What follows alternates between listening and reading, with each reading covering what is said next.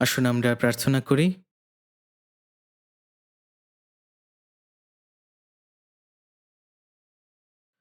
আমাদের স্বর্গীয় পবিত্র দয়াময় পিতা, তুমি আমাদেরকে অনেক অনেক ভালোবাসো।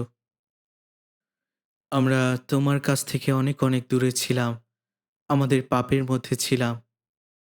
আর সেই সময় তুমি আমাদের প্রতি দয়া দেখিয়েছিলে। যখন আমরা তোমাকে জানতাম না, তখন প্রভু যীশু খ্রিস্ট আমাদের জন্য তিনি বিচারিত হয়েছিলেন এবং অভিশপ্ত হয়েছিলেন, এবং তার বহুমূল্য রক্তসেচনের মধ্য দিয়ে আমাদের সমস্ত পাপ অনন্তকালের জন্য ধৌত করেছ, যেন আমরা আর কখনো বিচারে না দাঁড়াই। তাই তুমি আমাদেরকে পরিত্রাণ করেছ এবং তোমার মহৎ অনুগ্রহের জন্য তোমাকে ধন্যবাদ দেই। পিতা, তোমাকে ধন্যবাদ দেই এই সুসমাচার শোনার সুযোগ করে দিয়েছিলে, যেন আমরা বিশ্বাস করি এবং অনন্তকালীন প্রত্যাশা পাই। এবং সেই সাথে যতদিন আমরা এই পৃথিবীতে রয়েছি, তুমি তোমার বাক্যের মধ্য দিয়ে সবসময় আমাদের সঙ্গে রয়েছ। পিতা, তুমি আমাদেরকে রক্ষা করছো, ধরে রেখেছো এবং পরিচালনা দিচ্ছ। তাই তোমার দয়া এবং অনুগ্রহের জন্য তোমাকে ধন্যবাদ দেই। এবং এই সময় আমরা যারা তোমার পবিত্র রক্তে ধৌত হয়ে এখানে একত্রিত হয়েছি, যেন তোমার মহৎ অনুগ্রহ এবং ভালোবাসার প্রশংসা করি, গৌরব করি, এবং তোমার বাক্য থেকে যেন আমরা শিক্ষা লাভ করি, এবং সেই সাথে যেন এই মণ্ডলীর সহভাগিতার মধ্যে থাকতে পারি। পিতা, এই সমস্ত অনুগ্রহের জন্য তোমাকে ধন্যবাদ দেই। প্রভু, এই সময় আমাদের প্রত্যেকের হৃদয় দেখো এবং তোমার অনুগ্রহের হাত দিয়ে আমাদেরকে ধরে রাখো, যেন আমরা তোমার সন্তান হিসাবে আরো বেশি পরিপক্ক হতে পারি। পিতা, তুমি আমাদেরকে সাহায্য করো, যেন আমরা আমাদের বাকি জীবনটা তোমার গৌরবের জন্য কাটাতে পারি। এবং এই সময় প্রার্থনা চাই পিতা, যদি আমাদের মধ্যে এমন কেউ থেকে থাকে যারা এখনো তোমার মহৎ ভালোবাসা বুঝতে পারেনি, পিতা তুমি তাদের হৃদয়গুলোকে খুলে দাও, যেন তারা তোমার মহৎ অনুগ্রহ এবং ভালোবাসাকে বুঝতে পারে, এবং সেই সাথে তারা যেন পরিত্রাণ পায়, তারা যেন অনন্ত জীবন লাভ করে এবং এর মধ্যে দিয়ে যেন তুমি গৌরবান্বিত হও। পিতা, দিনের পর দিন এই পৃথিবীটা আরো বেশি পাপে পরিপূর্ণ হয়ে যাচ্ছে। তাই পিতা, তোমার অনুগ্রহ এবং সাহায্য ছাড়া আমরা যে কোনো মুহূর্তে পাপের মধ্যে পতিত হয়ে যাব। তাই তোমার অনুগ্রহের হাত দিয়ে দয়া করে তুমি আমাদেরকে ধরে রাখো, এবং দয়া করে তুমি আমাদেরকে সাহায্য করো, যেন আমরা এই জগতের প্রলোভনে প্রলুব্ধ না হই, কিন্তু আমরা যেন তোমার সন্তান হিসেবে আরো বেশি বাধ্যতায় জীবনযাপন করি। তাই তুমি আমাদেরকে রক্ষা করো এবং আমাদেরকে পরিচালনা দান করো। আমাদেরকে শিক্ষা দাও, যেন আমরা তোমার পথেই চলতে পারি। পিতা, এ সময় তোমার বাক্যের মধ্য দিয়ে তুমি প্রকাশিত হও। এই সমস্ত প্রার্থনা প্রভু যীশু খ্রিস্টের নামে চাই। আমিন। আসুন আমরা একসাথে বাইবেল খুলি। আমরা গালাতীয় ২ অধ্যায় দেখব।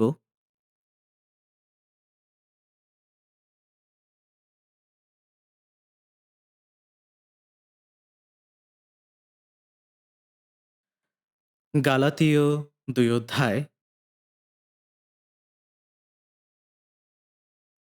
গালাতীয় ২ অধ্যায় ২০ পদ। শুধুমাত্র একটি বাক্যই পড়ব। আসুন আমরা একসাথে পড়ি। খ্রিস্টের সহিত আমি ক্রুশরোপিত হইয়াছি। আমি আর জীবিত নই, কিন্তু খ্রিস্টই আমাতে জীবিত আছেন। আর এখন মাংসে থাকিতে আমার যে জীবন আছে, তাহা আমি বিশ্বাসে, ঈশ্বরের পুত্রে বিশ্বাসেই যাপন করিতেছি। তিনি আমাকে প্রেম করিলেন এবং আমার নিমিত্তে আপনাকে প্রদান করিলেন।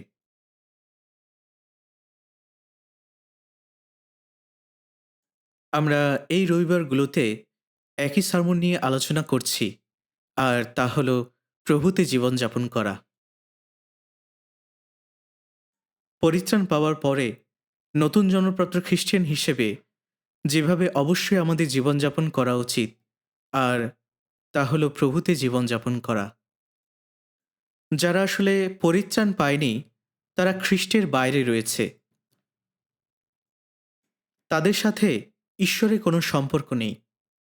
কিন্তু আমরা যারা পরিত্রাণ পেয়েছি, আমরা খ্রিস্টের মধ্যে রয়েছি। কারণ আমরা তার জীবন পেয়েছি, তার অনুগ্রহ পেয়েছি, তার বাক্য পেয়েছি এবং পবিত্র আত্মার মধ্য দিয়ে আমরা তার সুরক্ষার মধ্যে রয়েছি। আমরা তার ভালোবাসার মধ্যে রয়েছি। তাই আমরা এটা বলতে পারি যে নতুন জন্মপ্রাপ্ত খ্রিস্টানের জীবন হল প্রভুতে জীবনযাপন করা। এবং যত বেশি আমরা এই বিষয়টি থেকে শিক্ষা লাভ করব, আমরা যেন তত বেশি এই বিষয়টি নিয়ে গভীরভাবে চিন্তা করি। আমি কি সত্যিই প্রভুতে জীবনযাপন করি, নাকি আমি খ্রিস্টের বাইরে রয়েছি? কারণ প্রভু যীশু খ্রিস্ট এই কথা বলেছিলেন, সেই দিন তোমরা জানিবে যে আমি আমার পিতাতে আছি ও তোমরা আমাতে আছো এবং আমি তোমাদের মধ্যে আছি। অর্থাৎ আমরা প্রভুতে একাত্ম হয়েছি। তাই এই বাক্যটি যদি শুধুমাত্র বাইবেলেই থাকে এবং আমার জীবনে যদি তা পরিপূর্ণ না হয়, তাহলে এর অর্থ হল খ্রিস্টের সাথে আমার কোনো সম্পর্ক নেই। তাই আমাকে অবশ্যই খ্রিস্টের দেহের অংশ হতে হবে এবং তিনি যেন আমার জীবনের প্রত্যেকটি ক্ষেত্রে থাকেন, যেন আমরা তার সুরক্ষার মধ্যে, তার পরিচালনার মধ্যে থাকতে পারি। এই বিষয়টি আমাদেরকে অবশ্যই নিশ্চিত হতে হবে। আর এই কারণে আমাদেরকে অবশ্যই এই বাক্য থেকে প্রতিনিয়ত শিক্ষা লাভ করতে হবে এবং আমরা যত বেশি একাগ্রভাবে প্রার্থনা করব, ঈশ্বরের অনুগ্রহ আরও গভীরভাবে যাচনা করব এবং ঈশ্বরের ইচ্ছায় বাধ্যতায় জীবনযাপন করার চেষ্টা করব, তত আমরা এই বিষয়টিতে অভিজ্ঞতা লাভ করব যে প্রভু আমাদের মধ্যে রয়েছেন এবং আমি প্রভুতে আছি। তাই আমাকে এটা অবশ্যই নিশ্চিত হতে হবে যে ঈশ্বরের এই বাক্য যেন আমার জীবনে পরিপূর্ণতা লাভ করে এবং আমি যেন এই বিষয়ে অভিজ্ঞতা লাভ করতে পারি। প্রেরিত পৌল গালাতীয় মণ্ডলীর পবিত্রগণের কাছে এই গালাতীয় পুস্তকটি লিখেছিলেন এবং তিনি এখানে তার নিজের অভিজ্ঞতা সম্পর্কে বলছিলেন। তাই আমরা এখানে দেখতে পাচ্ছি যে তিনি বলছেন আমি, অর্থাৎ প্রেরিত পৌল এখানে নিজের কথা বলছেন। তিনি তার নিজের অভিজ্ঞতা থেকে এই কথাগুলো বলছিলেন। তিনি বলছিলেন, আমি খ্রিস্টের সাথে ক্রুশারোপিত হয়েছি। অর্থাৎ এখানে তার নিজের অভিজ্ঞতার কথা বলছেন। কখন তিনি আসলে খ্রিস্টের সাথে ক্রুশারোপিত হয়েছিলেন? আমরা হয়তোবা এই বিষয়টি নিয়ে প্রশ্ন করতে পারি। আমরা জানি যে যীশুখ্রিস্ট ক্রুশারোপিত হয়েছিলেন এবং তিনি মৃত্যুবরণ করেছিলেন। তিনি পুনরুত্থিত হয়েছিলেন এবং স্বর্গারোহণ করেছিলেন। আর এরপরে জেরুজালেম থেকে সমস্ত জায়গায় সুসমাচার ছড়িয়ে পড়েছিল। আর তখন সেখানে প্রেরিত পৌলও ছিলেন, যার নাম তখন ছিল শৌল। একই নাম ছিল ইসরায়েলের প্রথম রাজা শৌলের। তাই বলা যায় যে এই শৌল নামটি আসলে একটি ঐতিহাসিক নাম, যে নামটি প্রেরিত পৌলেরও ছিল এবং শৌল নামের অর্থ মহান। এবং তিনি তখন অন্য সবার মতো যিহুদি ধর্মের অনুসারী ছিলেন। তিনি তখন অনেক কঠোরভাবে ব্যবস্থা পালন করতেন এবং তিনি তখন এই খ্রিস্ট ধর্ম সম্পর্কে মনে করতেন যেটা সবচেয়ে বড় ঈশ্বর নিন্দা। প্রেরিত পৌল পরিত্রাণ পাবার পূর্বে তার্সে বসবাস করতেন। সেই জায়গাটিতে মূলত রোমীয়রা শাসন করত। তাই তিনি জন্মসূত্রে একজন রোমীয় নাগরিক ছিলেন এবং শুধুমাত্র তাই নয়, তিনি সেই নগরে গমলিয়ের চরণে মানুষ হয়েছিলেন, যিনি ছিলেন সেই সময়ের সবথেকে মহান ধর্মীয় গুরু। এবং সেই সাথে তিনি ব্যবস্থা সম্বন্ধে বিশেষভাবে শিক্ষা লাভ করেছিলেন এবং সেই সময় তার যে সম্মান, তার শিক্ষা এবং তার শিক্ষাগত যে যোগ্যতা ছিল এবং তিনি যেভাবে ব্যবস্থা পালন করতেন, সমস্ত ক্ষেত্রে তিনি অদ্বিতীয় ছিলেন। তাই তিনি আসলে অত্যন্ত গুরুত্বপূর্ণ একজন ব্যক্তি ছিলেন।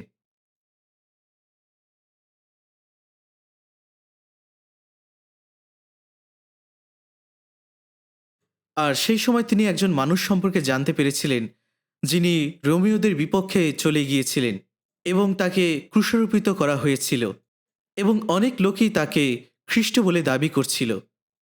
এবং তিনি এই বিষয়টি শুনে অত্যন্ত ক্রোধান্বিত হয়েছিলেন, কারণ কিভাবে একজন মানুষ যে কিনা ক্রুশারোপিত হয়েছিল, সে নিজেকে যিহুদিদের মসীহ বলছে। আমার মনে হয় যীশুখ্রিস্ট যখন জীবিত ছিলেন তখন প্রেরিত পৌল তাকে দেখতে পাননি, কারণ তিনি তার কাছ থেকে অনেক অনেক দূরে বসবাস করতেন। তিনি মূলত রোমীয়দের নগরে ছিলেন এবং সেখান থেকে হয়তোবা তিনি এই খবরটি জানতে পেরেছিলেন যে যীশুখ্রিস্ট, যিনি একজন কাঠমিস্ত্রির ছেলে ছিলেন এবং তাকে ক্রুশারোপিত করা হয়েছিল, আর অনেক লোক তাকে খ্রিস্ট বলে দাবি করেছিল। আর এই বিষয়টিতে তিনি অত্যন্ত ক্রোধান্বিত হয়েছিলেন। তিনি মনে করেছিলেন কিভাবে এই বোকা লোকগুলো এই বিষয়টি এভাবে চিন্তা করতে পারে। তাই তার কাছে সেই লোকগুলো এবং যারা যীশুখ্রিস্টকে অনুসরণ করত তাদেরকে তিনি ঈশ্বর নিন্দাকারী বলতেন। আর যখন খ্রিস্টের অনুসারীদের সংখ্যা বৃদ্ধি পেতে লাগল, তখন তার মধ্যে তাদের প্রতি অত্যন্ত ক্রোধ তৈরি হলো এবং তিনি তাদেরকে মেরে ফেলতে চেয়েছিলেন।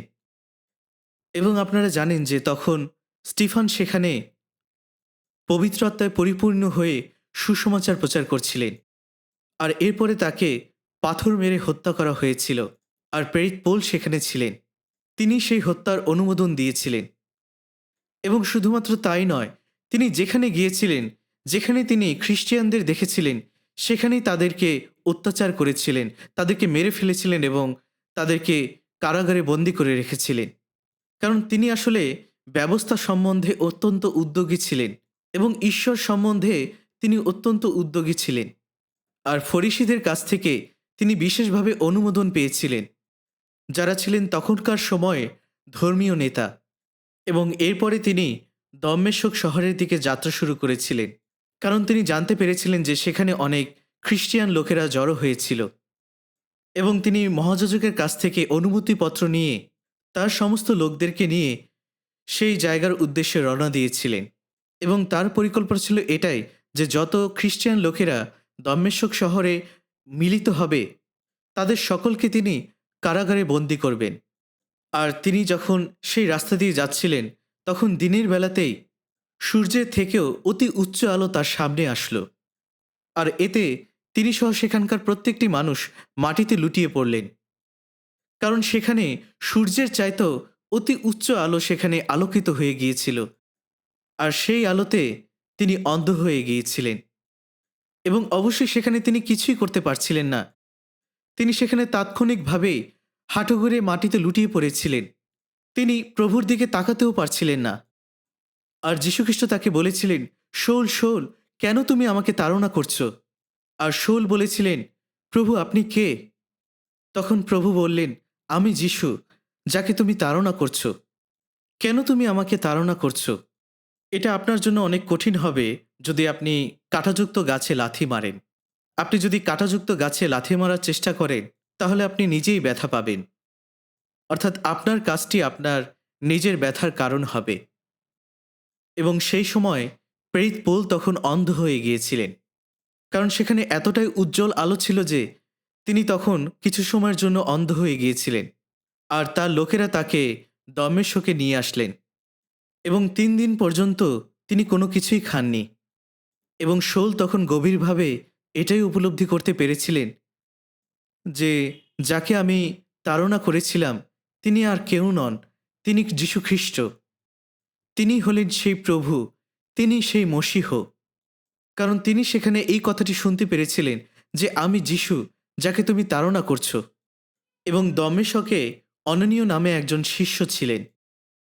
প্রভু অননীয়কে দর্শনযোগে বললেন, তুমি উঠে সরল নামক পথে গিয়ে একজন যিহুদি লোকের দেখা পাবে, যার নাম শৌল। তুমি তার কাছে যাও এবং সুসমাচার প্রচার করো, আর যীশুখ্রিস্টের নামে তাকে বাপ্তায়জিত করো। তখন অননীয় বলেছিলেন, প্রভু আপনি কি জানেন না যে সেই ব্যক্তিটি আসলে কে? তার কাছে ক্ষমতা দেওয়া হয়েছিল সমস্ত রোম রাজ্যে খ্রিস্টিয়ানদেরকে তাড়না করার জন্য। তখন প্রভু বলেছিলেন, আমি তাকে মনোনীত করেছি, আমার জন্য কত যে কষ্ট তাকে পেতে হবে আমি তাকে দেখাবো।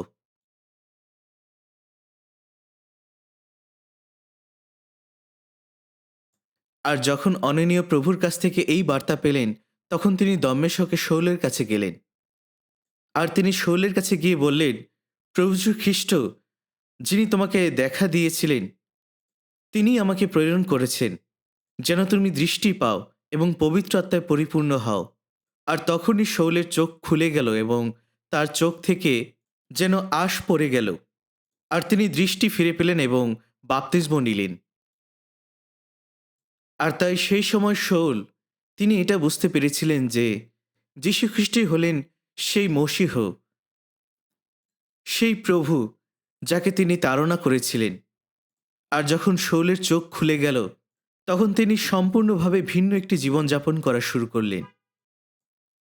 প্রভু যীশু খ্রিস্ট যখন ক্রুশে মারা গিয়েছিলেন, তিনি আবার পুনরুত্থিত হয়েছিলেন। তিনি এই কাজটি করেছিলেন যেন সমস্ত মানবজাতি মুক্তি পায়, কারণ তিনি সমস্ত জগতে পাপের মূল্য পরিশোধ করে দিয়েছিলেন। আর এই সুসমাচারটি পরাজিতদের কাছে প্রচার করার জন্য প্রভু আমাকে মনোনীত করেছিলেন। এটাই প্রেরিত পৌল বুঝতে পেরেছিলেন এবং তিনি এটাই বিশ্বাস করেছিলেন। আর তখন থেকে তার জীবন সম্পূর্ণভাবে বদলে গেল। তিনি একজন সুসমাচার প্রচারক হয়ে গেলেন। তিনি প্রচার করা শুরু করলেন যে যিশুই হলেন সেই খ্রিস্ট। আর এটি দেখে যিহুদিরা অনেক আশ্চর্য হয়ে গিয়েছিল। তারা বলছিল যে এই লোকটিকে আমরা পাঠিয়েছিলাম খ্রিস্টিয়ানদেরকে বন্দী করার জন্য, আর তিনি সেখানে গিয়ে খ্রিস্টিয়ান হয়ে গেলেন। আর তখন যিহুদিরা শৌলকে হত্যা করার পরিকল্পনা করেছিল। আর তাই যিহুদিরা যেন তাকে ধরতে না পারে, তাই তার শিষ্যেরা এক রাতের বেলা একটি ঝুড়িতে করে দেয়ালের একটি জানালার মধ্য দিয়ে তাকে নিচে নামিয়ে দিল, যেন সে সেখান থেকে পালিয়ে যেতে পারে। তাই যিহুদিরা তখন থেকেই শৌলকে হত্যা করার পরিকল্পনা করেছিল। আর সেই সময় শৌল আরব দেশে চলে গিয়েছিলেন। সেখানে তিনি কয়েক বছর ছিলেন এবং প্রশিক্ষণ নিয়েছিলেন, এবং তিনি পরজাতীয়দের জন্য প্রেরিত হলেন। আপনারা জানেন যে পুরাতন নিয়মে সবথেকে মহৎ ভাববাদী বা নবী হলেন মশি। মশি ইসরায়েল জাতিকে নেতৃত্ব দিয়েছিলেন। তার নেতৃত্বে মিশরের দাসত্ব থেকে তারা মুক্ত হয়ে এসেছিল। ইসরায়েল জাতি 400 বছর সেখানে ছিল। আর মশি তাদেরকে কনান দেশের উদ্দেশ্যে পরিচালনা দিয়েছিলেন, কিন্তু প্রান্তরে 40 বছর কাটিয়েছিলেন। এবং মসির মধ্য দিয়ে অনেক আশ্চর্য কাজ হয়েছিল, এবং সেই সাথে ঈশ্বরের ইচ্ছা এবং ঈশ্বরের বাক্য ইসরায়েল জাতির কাছে তার মধ্য দিয়ে পৌঁছে গিয়েছিল। আর তিনি আদি পুস্তক থেকে দ্বিতীয় বিবরণ লিখেছিলেন, যেটাকে আমরা তোরা বলি। এবং নতুন নিয়মের সবথেকে মহৎ প্রেরিত হলেন অবশ্যই যীশুখ্রিস্টের 12 জন শিষ্য ছিলেন, কিন্তু তিনি সেই শিষ্যদের মধ্যে নয়, কিন্তু তিনি সেই মনোনীত ব্যক্তি, সেই শৌল, যাকে পরবর্তীতে পৌল নাম দেওয়া হয়েছিল। শৌল নামের অর্থ মহান, যেটা ইসরায়েলের প্রথম রাজার নাম থেকে নেওয়া হয়েছিল, যে নামটি কিছুটা অহংকারপূর্ণ। কিন্তু পৌল নামের অর্থ হল ক্ষুদ্র।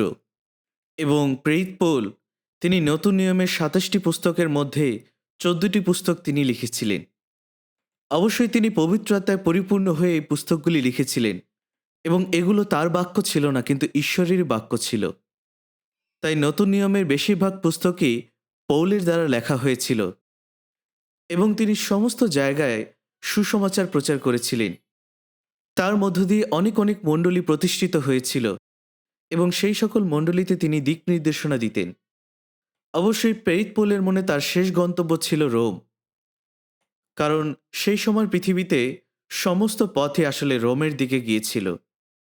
তাই যদি আপনি রোমের সুসমাচার প্রচার করেন, তাহলে সমস্ত পৃথিবীতে সুসমাচার প্রচার করতে পারবেন, কারণ সমস্ত রাস্তা রোমের দিকেই সংযুক্ত হয়েছে। এবং রোমের সুসমাচার প্রচার করলে সমস্ত রোমীয়রা সুসমাচার পাবে। তাই এটা ছিল প্রেরিত পৌলের অনেক মহৎ একটি উদ্দেশ্য। আর তাই আমরা জানি যে প্রেরিত পৌল তিনি সুসমাচার প্রচার করছিলেন, এবং যিহুদিরা প্রেরিত পৌলকে মিথ্যা সাক্ষ্য দ্বারা দোষী সাব্যস্ত করার চেষ্টা করেছিলেন যে তিনি আইন ভঙ্গ করেছেন, এবং তারা রাজা আগ্রিপের সামনে এই দাবিটি করেছিলেন। তারা তাকে হত্যা করার চেষ্টা করেছিল, কিন্তু তখন প্রেরিত পৌল তাদেরকে এই উত্তর দিয়েছিলেন যে তোমরা কিভাবে এটা করতে পারো? তোমরা তো আসলে রোমীয় না, কিন্তু আমি একজন রোমীয় নাগরিক। তোমরা কি একজন রোমীয় নাগরিককে বেঁধে রাখার চেষ্টা করছো এবং তাকে বিচার ছাড়াই মারার চেষ্টা করছো? সেই সময় সমস্ত বিশ্বের ক্ষমতা রোমীয়দের কাছে ছিল। তাই রোমান নাগরিক হিসেবে এটি একটি বড় ক্ষমতা ছিল। আর এটা সত্যিই একটি অকল্পনীয় ব্যাপার যে যদি কেউ রোমীয় না হয়েও রোমীয়দের ধরার চেষ্টা করে, তাই রোমান নাগরিক হিসেবে আপনার অধিকার রয়েছে সিজারের কাছে আপিল করার। আর প্রেরিত পৌলের বিচারক যখন জানতে পারলেন যে তিনি একজন রোমীয় নাগরিক, তখন তিনি অনেক অবাক হয়ে গিয়েছিলেন। তারা বুঝতে পেরেছিল যে তারা আসলে অনেক বড় একটি ভুল করে ফেলেছে। যদিও পৌল এই কথা বলেছিল, তবুও তারা আবার পৌলকে জিজ্ঞাসা করল যে সত্যিই তুমি রোমীয় নাগরিক? তখন তিনি বললেন যে আমি জন্মসূত্রে রোমীয়, কারণ আমি রোমে জন্মগ্রহণ করেছিলাম এবং সেই সাথে আমি একজন যিহুদি। আর তখন একজন প্রহরী বলেছিল যে আমি আমার রোমীয় নাগরিকত্ব অনেক অর্থ দিয়ে কিনেছিলাম, তাই আমার মনে হয় সেই সময় এই নাগরিকত্ব কেনা যেত। কিন্তু প্রেরিত পল বলছিলেন যে তিনি জন্মসূত্রে জন্ম থেকেই একজন রোমীয় নাগরিক। আর সে সময় রোমীয় নাগরিকত্বকে অনেক উচ্চ পর্যায়ে দেখা হতো। আর প্রেরিত পৌল তখন সিজারের কাছে আপিল করলেন। আর যখন তিনি এই কথা বললেন তখন তাকে রোমের সিজারের কাছে পাঠানো হলো। আর ঠিক সেই সময় যখনই তিনি এই আপিল করলেন যে তিনি সিজারের কাছে যাবেন, তাই তখন তার সঙ্গে একজন রোমীয় সৈনিক পাঠানো হলো, যেন কেউ তাকে হত্যা করার চেষ্টা না করে অথবা তাকে আঘাত না করে, যতক্ষণ না সে রোমে প্রবেশ না করছে। আর এরপরে প্রেরিত পৌলকে রোমে কারাবন্দী করা হয়েছিল। কিন্তু আসলে প্রেরিত পৌল সেই সুযোগটি কাজে লাগিয়েছিলেন যেন সমস্ত রোমে সুসমাচার তিনি প্রচার করতে পারেন। তিনি রোমে 2 বছর পর্যন্ত কারাবন্দী ছিলেন এবং তাকে সেখানে একটি গৃহে বন্দী করে রাখা হয়েছিল। যদিও তিনি একটি গৃহে ছিলেন, কিন্তু আসলে তিনি বন্দী অবস্থায় ছিলেন। আর তাই সেখানে তার কিছুটা স্বাধীনতা ছিল। তাই তিনি সেই 2 বছর সময়টি তিনি সুসমাচার প্রচারের জন্য ব্যবহার করেছিলেন। সকাল থেকে সন্ধ্যা পর্যন্ত, শেষ পর্যন্ত তিনি সুসমাচার প্রচার করেছিলেন।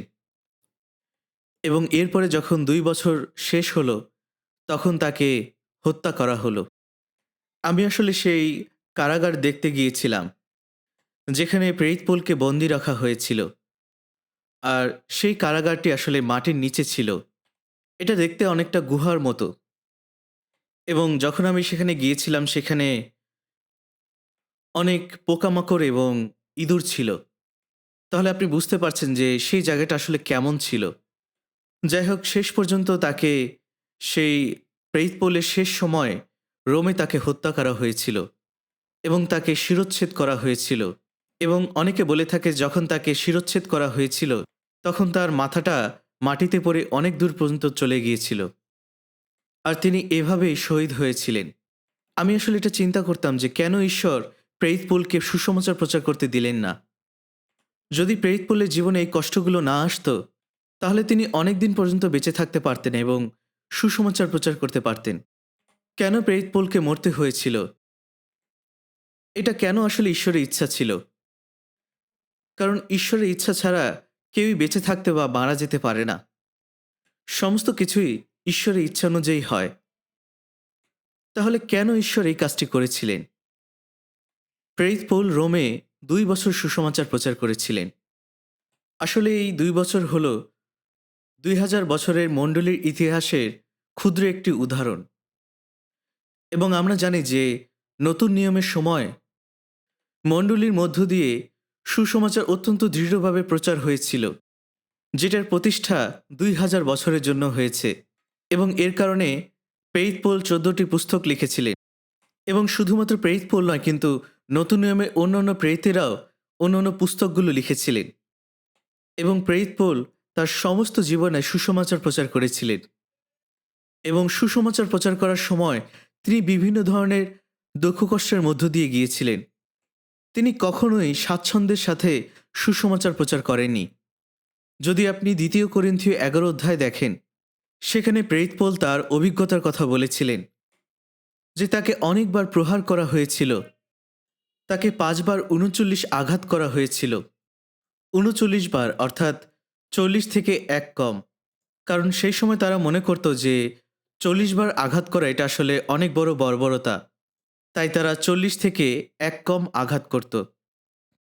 এবং যখন তারা এভাবে কাউকে শাস্তি দিত, তখন কোনো সময় কিছু লোক সেখানেই মারা যেত। এরকম ইতিহাস রয়েছে যে ৫ বার আঘাত করার পরেই কেউ মাটিতে লুটিয়ে পড়ে এবং কখনো আ সেই বেত বা লাঠির আঘাতে যখন তাদের পিঠের উপরে সেই আঘাত পড়ে, তখন অনেক লোক ৫ বার আঘাতেই মৃত্যুবরণ করেছিল। এবং সেই সাথে তিনি বলেছিলেন যে তিনি ৩ বার নৌকাভঙ্গ, অনেকবার নদী সংকটে, দস্যু সংকটে, স্বজাতি ঘটিত সংকটে এবং বিভিন্ন ধরনের সংকটের মধ্যে পড়েছিলেন। তার জীবনে এই ঘটনাগুলো ঘটেছিল যখন তিনি সুসমাচার প্রচার করছিলেন। তিনি বলেছিলেন তিনি উলঙ্গ ছিলেন, তিনি ক্ষুধার্ত ছিলেন, তিনি নিদ্রার অভাবে ছিলেন এবং আমি নিশ্চিত যে এই ঘটনাগুলো তার জীবনে অনেক স্বাভাবিক ঘটনা হয়ে গিয়েছিল। যে তিনি ঘুমাতে পারতেন না, তিনি খেতে পারতেন না, তিনি শীতে কষ্ট পেয়েছিলেন এবং বিভিন্ন ধরনের দুঃখ এবং কষ্টের মধ্য দিয়ে গিয়েছিলেন। যদি ঈশ্বর তার সাথে থাকেন, তাহলে কেন তিনি এত দুঃখ কষ্টের মধ্য দিয়ে গিয়েছিলেন? এবং আপনারা জানেন যে পেরিফুলকে একবার কারাবন্দী করা হয়েছিল এবং তখন তাকে নির্মমভাবে অত্যাচার করা হয়েছিল। আর এরপরে তিনি স্বপ্নে প্রভুকে দেখতে পেয়েছিলেন। প্রভু তাকে বলেছিলেন, সাহসী হও, তুমি এখনই মৃত্যুবরণ করবে না, আমি তোমার সঙ্গে রয়েছি। কিন্তু যদি ঈশ্বর পৌলের সঙ্গে থেকে থাকেন, তাহলে কেন তিনি তাকে এই দুঃখ কষ্টের মধ্যে নিয়ে গেলেন? কেন তিনি কারাবন্দী হওয়ার এবং সেখানে তার মৃত্যুবরণ করার অনুমতি দিয়েছিলেন? কেন তাকে এত দুঃখ কষ্টের মধ্য দিয়ে যেতে হয়েছিল? তিনি তো তাকে স্বপ্নে দর্শন দিয়ে বলতে পারতেন যে পৌল, সেখানে তুমি যাও এবং তুমি নির্বিঘ্নে সুসমাচার প্রচার করো। কিন্তু এটা সত্যি অবাক করা বিষয় যে ঈশ্বর এই সমস্ত কিছুই অনুমোদন করেছিলেন। আসলে প্রেরিত পৌলের জীবন হলো আমরা যারা নতুন জন্ম পেয়েছি, আমাদের জীবনের জন্য একটি আদর্শ জীবন। আর এই কারণে প্রেরিত পৌল ১ করিন্থীয় ১১ অধ্যায়ে বলেছিলেন যে তোমরা আমাকে অনুকরণ করো, ঠিক যেমনটা আমি খ্রিস্টকে অনুকরণ করছি। আমরা জানি যে শিষ্যেরা একবার যীশুখ্রিস্টকে বলেছিলেন যে দয়া করে আমাদেরকে পিতাকে একবার দেখতে দিন, আমরা তাকে দেখে সন্তুষ্ট হব। তখন যীশুখ্রিস্ট বলেছিলেন যে তোমরা আমাকে দেখেছ, তাই তোমরা পিতাকেও দেখেছ। কেউ পিতাকে দেখেনি, কিন্তু যিনি তাকে পাঠিয়েছেন তিনি তাকে দেখেছেন। অর্থাৎ তিনি ঈশ্বর হয়েও পরিপূর্ণভাবে মানুষ হয়ে পৃথিবীতে এসেছিলেন। তিনি কুষ্ঠকে সুস্থ করেছিলেন, সাগর শান্ত করেছিলেন এবং ৫,০০০ লোককে খাইয়েছিলেন এবং তিনি মৃতকে জীবন দিয়েছিলেন। যদি আপনাকে বলা হয় যে আপনি একটি রুটিকে অনেকগুলো রুটিতে পরিণত করুন, আপনি তাহলে এর জন্য কি করতে পারেন? তাহলে আপনাকে প্রথমে গমের বীজ বুনতে হবে এবং শস্য তৈরি করে ফসল ফলাতে হবে। সেখান থেকে গম নিয়ে মিলে দিতে হবে এবং সেই মিল থেকে আপনাকে ময়দা তৈরি করতে হবে এবং সেই ময়দা থেকে আপনাকে বিভিন্ন কিছুর মিশ্রণ করে ওভেনে বেক করতে হবে। আর এরপরে রান্না করে আপনি একটি রুটি তৈরি করতে পারবেন। কিন্তু ঈশ্বরের জন্য এই সমস্ত কিছুর প্রসেসের মধ্য দিয়ে যাওয়ার প্রয়োজন নেই। কারণ ঈশ্বর শূন্য থেকে একটি রুটি তৈরি করতে পারেন। আর এটাই যীশুখ্রিস্ট করেছিলেন। তিনি সমস্ত প্রাকৃতিক নিয়মের উপরে কর্তৃত্ব করেন। এমনকি তিনি এই কথাও বলেছিলেন যে যদি ঈশ্বর চান, তাহলে এই পাথর থেকেও তিনি অব্রাহামের সন্তান তৈরি করতে পারেন।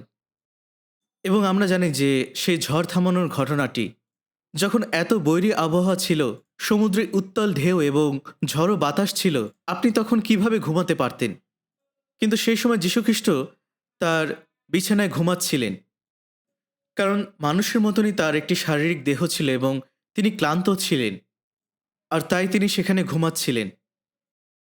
আর এরপরে তিনি ঘুম থেকে উঠে শিষ্যদেরকে প্রশ্ন করেছিলেন যে কেন তোমরা এত ভয় পাচ্ছ? আমার মনে আছে আমি গালিল সাগরে ২ বার গিয়েছিলাম এবং আমাদের সাথে ২০ জন যিহুদি পাস্টর ছিলেন এবং আমার সেখানে যেতে হয়েছিল কারণ সেখানে আমি একটি সারমন দিয়েছিলাম। আর এটা হয়তোবা আমার জীবনের ইতিহাসে সবথেকে ছোট সারমন ছিল।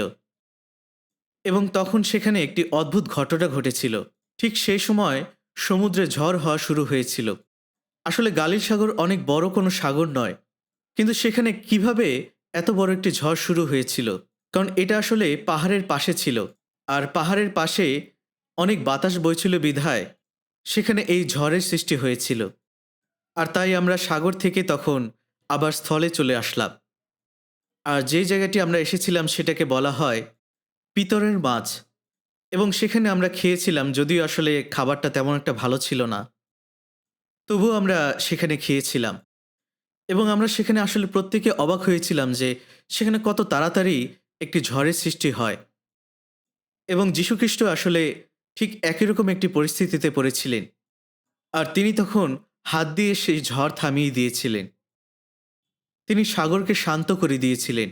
আর ঠিক সেই সময় শিষ্যেরা তারা অত্যন্ত ভীত সন্ত্রস্ত হয়ে গিয়েছিল যে কে এই ব্যক্তি যে সাগরকেও, যে প্রকৃতিকেও শান্ত করতে পারে। কে আসলে যীশুখ্রিস্ট? অবশ্যই যীশুখ্রিস্টই হলেন সৃষ্টিকর্তা। তিনি এই সমস্ত কিছু সৃষ্টি করেছিলেন। তিনি যা চান তিনি তাই করতে পারেন। তিনি যদি বলেন তাহলে এমনকি সূর্য এবং সমস্ত মহাবিশ্ব স্থির হয়ে যেতে পারে। কারণ যীশুখ্রিস্টই হলেন ঈশ্বর। যীশুখ্রিস্ট হলেন সেই ব্যক্তি যিনি সম্পূর্ণভাবে একজন মানুষ এবং সম্পূর্ণভাবে ঈশ্বর। তিনি কাঠমিস্ত্রির ছেলে হিসাবে ৩০ বছর জীবনযাপন করেছিলেন এবং ৩.৫ বছর তিনি সুসমাচার প্রচার করেছিলেন। আর সেই সময় তিনি অনেক আশ্চর্য কাজ করেছিলেন।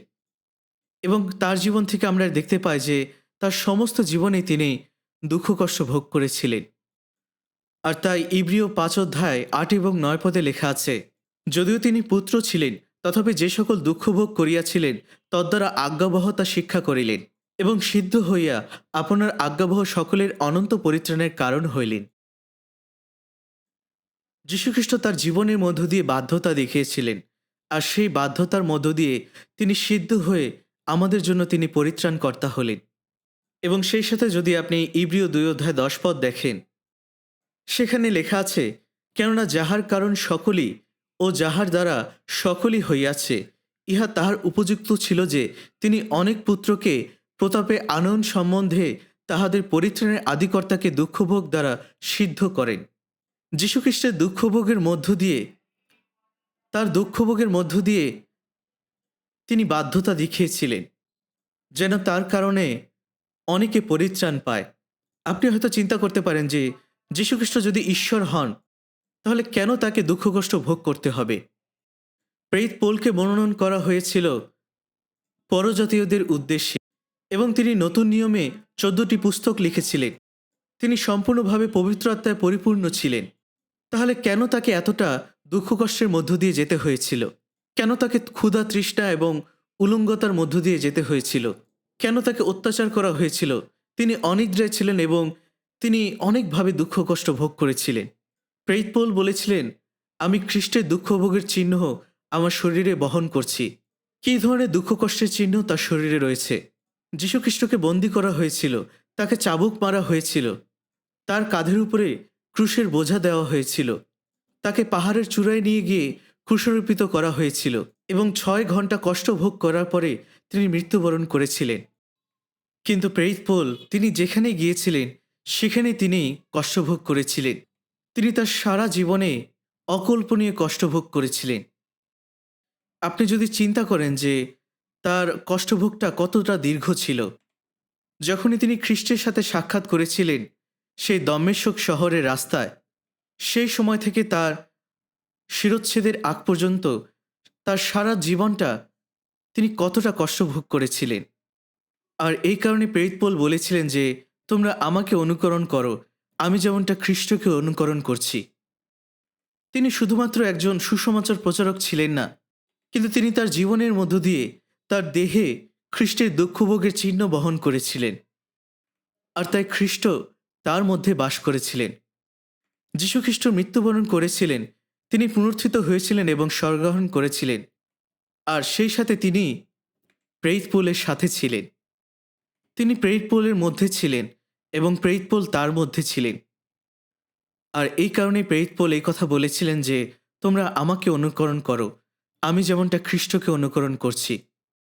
এবং শুধুমাত্র এটা তার কথা ছিল না, তিনি যখন এই কথা বলছেন, যীশুখ্রিস্ট তার মধ্য দিয়ে প্রকাশিত হয়েছিলেন। তার দুঃখ কষ্টের মধ্য দিয়ে, তার জীবনের মধ্য দিয়ে তিনি প্রকাশিত হয়েছিলেন। আর তাই তিনি এই কথা বলেছিলেন যে, আমাকে পরিপূর্ণতা পেতে হবে, যেন খ্রিস্টের দুঃখভোগ আমি আমার দেহে করতে পারি।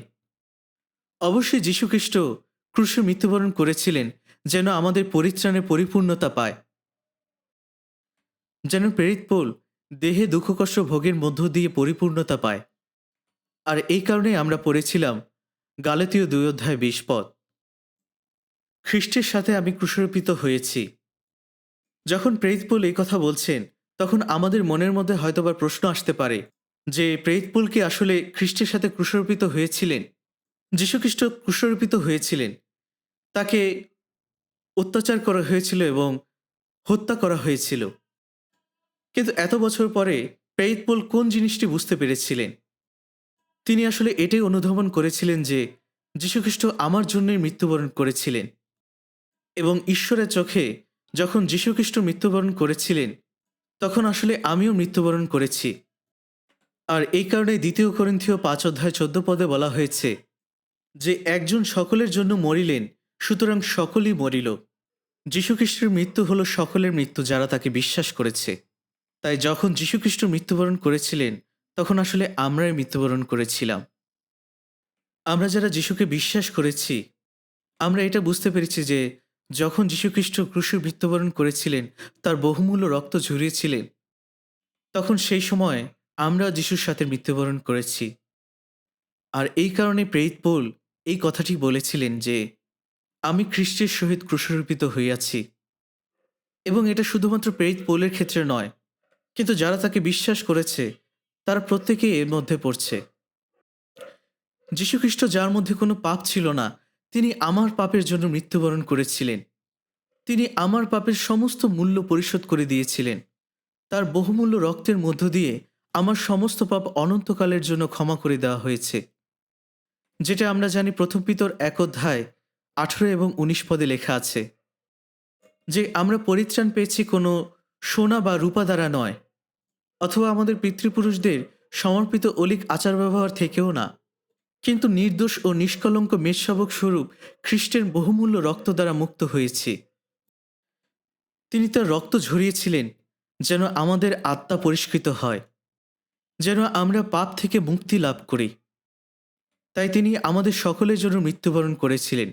আমার জন্য তিনি মৃত্যুবরণ করেছিলেন। যদি আপনি বলে থাকেন যে আপনি যীশুখ্রিস্টকে বিশ্বাস করছেন, এর অর্থ আপনি খ্রিস্টের সাথে এক হয়েছেন, এবং এর অর্থ আপনি খ্রিস্টের সাথে মৃত্যুবরণ করেছেন। কারণ যখন যীশুখ্রিস্ট ক্রুশারোপিত হয়েছিলেন, তখন আমার সমস্ত পাপের মূল্য পরিশোধ করা হয়েছিল। আমার জীবনের পাপের সমস্যার সমাধান হয়ে গিয়েছে। পাপী হিসেবে আমার জীবনের যাত্রাটি সেখানেই শেষ হয়ে গিয়েছে। তাই আমি আর কখনো নরকের যাত্রী হব না।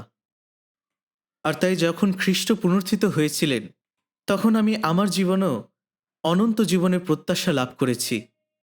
যোহন বাপ্তাইজকের মধ্য দিয়ে যীশুখ্রিস্টকে জর্দন নদীতে বাপ্তাইজিত করা হয়েছিল। তখন যোহন বাপ্তাইজক প্রশ্ন করেছিলেন যে আপনি কেন আমার দ্বারা বাপ্তাইজিত হবেন? কিন্তু যীশুখ্রিস্ট আসলে সমস্ত পৃথিবীর মানুষের প্রতিনিধি হিসেবে সেখানে বাপ্তাইজিত হয়েছিলেন। যখন তিনি জলে নিমজ্জিত হয়েছিলেন, এটা হলো তার মৃত্যুর প্রতীক। আর যখন তিনি জল থেকে উঠলেন, সেটা হলো তার পুনরুত্থানের প্রতীক। আর তখন স্বর্গের দরজা খুলে গেল এবং সেখান থেকে এই কণ্ঠ ভেসে আসলো, ইনি আমার প্রিয় পুত্র, এর উপরে আমি সন্তুষ্ট। এবং অবশ্যই সত্যিকার্থে এই কথাটি যীশুখ্রিস্টের জন্য ছিল না। পিতা ঈশ্বরের এই কথাটি বলার কোনো প্রয়োজন নেই যে তিনি হলেন তার পুত্র, কারণ ঈশ্বর তিনি জানেন যে যীশুখ্রিস্টই তার পুত্র। কিন্তু স্বর্গ থেকে এই কথাটি এসেছিল এই কারণেই যে এটা হলো আমাদের জন্য একটি উদাহরণ। আমরা খ্রিস্টের সাথে মৃত্যুবরণ করেছি এবং আমরা খ্রিস্টের সাথে পুনরুত্থিত হয়েছি। আর তাই পবিত্রতা আমাদেরকে বলছে, তুমি আমার প্রিয় পুত্র, তোমাতেই আমি সন্তুষ্ট। যখন আমরা নতুন জন্ম প্রাপ্ত হয়েছিলাম, তখন আমরা ঈশ্বরের পুত্র হয়েছি, যার মধ্য দিয়ে তিনি সন্তুষ্ট হয়েছেন। আর আমাদের জন্য সেই স্বর্গের দরজা খুলে দেওয়া হয়েছে, যেন আমরা খ্রিস্টের রক্তে ধৌত হয়ে তার উপরে বিশ্বাস রেখে সেই স্বর্গের দরজায় প্রবেশ করতে পারি। তাই খ্রিস্টে যে সমস্ত কিছু ছিল, সেই সমস্ত কিছু আমাদের হয়েছে। তাই এর সঙ্গে তার মৃত্যুবরণও রয়েছে। অর্থাৎ আমি খ্রিস্টের সাথে ক্রুশারোপিত হয়েছি। অর্থাৎ শুধুমাত্র প্রেরিত পৌল নয়, কিন্তু আমরাও তার সঙ্গে ক্রুশারোপিত হয়েছি। আমরা প্রত্যেকেই তার সাথে ক্রুশের মৃত্যুবরণ করেছি। একজন সকলের জন্য মরিল, সুতরাং সকলেই মরিল। অর্থাৎ এর মধ্যে আপনি আছেন, আমি আছি। আমরা প্রত্যেকেই এর মধ্যে রয়েছি। এবং যখন যীশুখ্রিস্ট পুনরুত্থিত হয়েছিলেন, তখন সেই পুনরুত্থানও আমাদের জন্য একটি প্রতিজ্ঞা যে আমরাও পুনরুত্থিত হব। তাই খ্রিস্টের মৃত্যু এবং পুনরুত্থানের মধ্য দিয়ে আমরা নতুন জন্ম পেয়েছি এবং আমরা নতুন সৃষ্টি হয়েছি। আর তাই আমি খ্রিস্টের সাথে ক্রুশারোপিত হয়েছি। তাই আমি আর জীবিত নই, কিন্তু খ্রিস্ট আমাতে জীবিত আছেন। তাই আমরা যখন নতুন জন্ম পেয়েছি, তখন আমাদের পুরাতন মানুষের মৃত্যু ঘটেছে। পরিত্রাণ পাওয়ার আগে হয়তোবা আমাদের অনেক স্বপ্ন ছিল, অনেক ধরনের আশা আকাঙ্ক্ষা ছিল। কিন্তু আমরা যদি সেই সময় মৃত্যুবরণ করতাম, তাহলে এই সমস্ত আশা আকাঙ্ক্ষার কোনো অর্থই থাকতো না। কবরস্থান হলো সবথেকে নীরব একটি জায়গা। আর সেখানে কোনো আশা নেই, সেখানে কোনো স্বপ্ন নেই, সেখানে কোনো ইচ্ছা আকাঙ্ক্ষাও নেই। আর এটা অত্যন্ত নীরব একটি জায়গা। আর আমাদের ইচ্ছা আকাঙ্ক্ষা, আমাদের কামনা বাসনাগুলো আমাদেরকে স্বর্গভ্রষ্ট করে। কিন্তু পরিত্রাণ পাওয়ার পরে আমরা খ্রিস্টের সাথে মারা গিয়েছি। খ্রিস্টের সাথে আমাদেরকে কবর দেওয়া হয়েছে। তাই আমি খ্রিস্টের সাথেই ক্রুশারোপিত হয়েছি। এটা শুধুমাত্র কতগুলো শব্দ নয়, অথবা বাইবেলের এই পৃষ্ঠার মধ্যে শব্দের কোনো খেলা নয়। এটাই আসলে সত্য যে আমি খ্রিস্টের সাথে ক্রুশারোপিত হয়েছি। আমি আসলে সেই দিনই মৃত্যুবরণ করেছি যেদিন খ্রিস্ট আমার সমস্ত পাপের জন্য পাপের মূল্য পরিশোধ করে দিয়েছিলেন। আমার পুরাতন মানুষ সেই দিনই মৃত্যুবরণ করেছে। আমার কামনা বাসনা, আমার ইচ্ছা আকাঙ্ক্ষা, আমার প্ল্যান পরিকল্পনা সমস্ত কিছুই তখন মৃত্যুবরণ করেছে। তাই আমার যে দেহের জীবন আছে, সেই দেহে খ্রিস্ট বসবাস করছে। আমি শুধুমাত্র ঈশ্বরের পুত্রে বিশ্বাসে জীবনযাপন করছি। আমরা যারা পরিত্রাণ পেয়েছি, নতুন জন্ম পেয়েছি, ঈশ্বর আমাদের সঙ্গেই রয়েছে।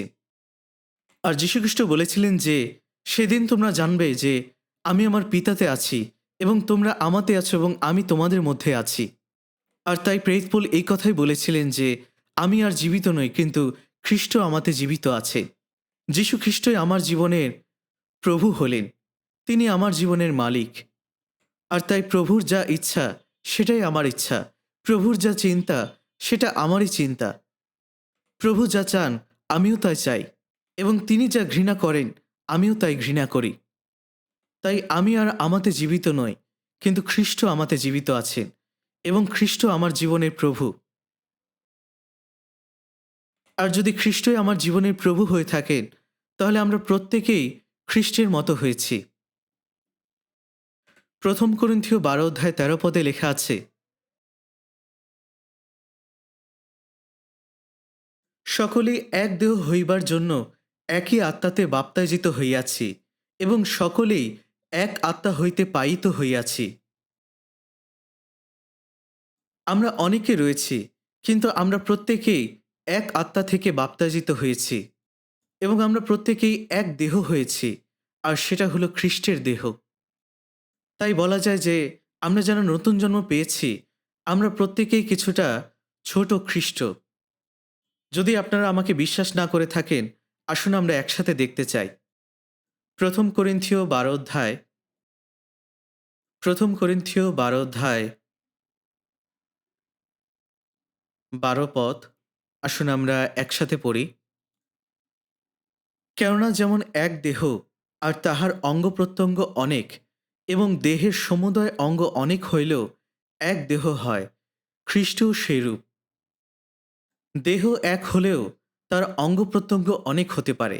একটি দেহে হাত রয়েছে, পা রয়েছে এবং আরও অনেক অঙ্গ প্রত্যঙ্গ রয়েছে। যদিও একটি দেহে অনেক অঙ্গ প্রত্যঙ্গ রয়েছে, কিন্তু তারা সকলেই মিলে আসলে এক। তাই খ্রিস্টের ক্ষেত্রেও তাই। এর অর্থ আসলে কি? আমরা খ্রিস্টের সাথে আমরা তার সাথে একাত্ম হয়েছি। আমরা খ্রিস্টের দেহের সঙ্গে যুক্ত হয়েছি এবং খ্রিস্টই হলেন সেই অভিষিক্ত। আমি খ্রিস্টের মধ্যে রয়েছি এবং খ্রিস্ট আমার মধ্যে রয়েছেন। তাই আমি তার মতো হয়েছি। আর যেহেতু তিনি অভিষিক্ত তাই আমরাও অভিষিক্ত হয়েছি। তাই বলা যায় আমরা প্রত্যেকে আসলে ক্ষুদ্র খ্রিস্ট, কারণ আমাদের মধ্যে খ্রিস্ট আছেন। এই সত্যটি আসলে কতটা অভূতপূর্ব, আর আমাদেরকে অবশ্যই এটা বিশ্বাস করা প্রয়োজন। কারণ আমি আর আমাতে জীবিত নই, কিন্তু খ্রিস্ট আমাতে জীবিত আছেন এবং তিনি প্রতিনিয়ত আমার মধ্যে জীবিত আছেন। যদি আমি নতুন জন্ম পেয়ে থাকি, তাহলে আমি দেহে যে জীবনটি পেয়েছি সেটা আমি ঈশ্বরের পুত্রে বিশ্বাসে জীবনযাপন করতে চাই, যিনি আমাকে ভালোবেসেছিলেন এবং আমার জন্য তার জীবন উৎসর্গ করেছিলেন। তাই এখন দেহে আমার যে জীবন আছে, সেই দেহে আমি বিশ্বাসে, ঈশ্বরের পুত্রে বিশ্বাসেই জীবনযাপন করতে চাই, যিনি আমাকে ভালোবেসেছিলেন। সেই পবিত্র ব্যক্তির জন্য জীবনযাপন করতে চাই, যিনি তার সমস্ত কিছু ছেড়ে, সমস্ত কিছুকে ত্যাগ করে আমাকে ভালোবেসেছিলেন এবং আমার জন্য তার জীবন দিয়েছিলেন। এবং শুধুমাত্র তাই নয়, কিন্তু তিনি আমাকে ভালোবেসে তিনি এখন আমার সাথে আছেন, তিনি আমার মধ্যে আছেন। ২ করিন্থীয় ১৩ অধ্যায় ৫ পদে বলা হয়েছে, আপনাদের পরীক্ষা করিয়া দেখো তোমরা বিশ্বাসে আছো কিনা, প্রমাণার্থে আপনাদেরই পরীক্ষা করো। অথবা তোমরা কি আপনাদের সম্বন্ধে জানো না যে যীশুখ্রিস্ট তোমাদের মধ্যে আছেন? অবশ্য যদি তোমরা অপ্রামাণিক না হও। যারা নতুন জন্ম পেয়েছে তাদের প্রত্যেকের মধ্যে যীশুখ্রিস্ট আছেন। রোমিও ৮ অধ্যায় ৯ পদে বলা হয়েছে, কিন্তু খ্রিস্টের আত্মা যাহার নাই সে খ্রিস্টের নয়।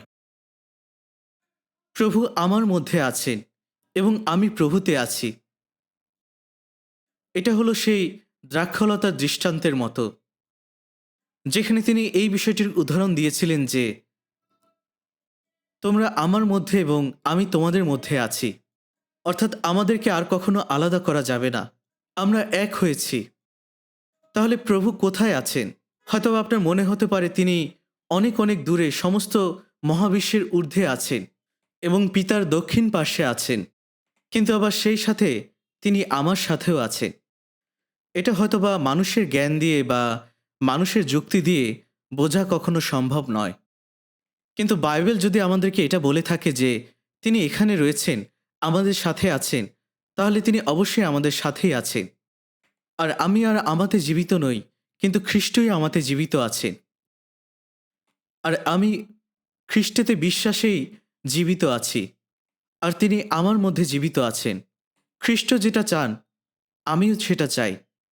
খ্রিস্টের ইচ্ছাই আমার ইচ্ছা, এবং তিনি যেটা ঘৃণা করেন আমি যেন অবশ্যই সেটা না করি। তাই অবশ্যই প্রভু যেন আমাদের জীবনের প্রভু হন, কারণ এটাই হলো সত্যিকারের খ্রিস্টীয় জীবন। নতুন জন্মপ্রাপ্ত খ্রিস্টিয়ান জীবনে আমাদেরকে এভাবেই জীবনযাপন করতে হবে।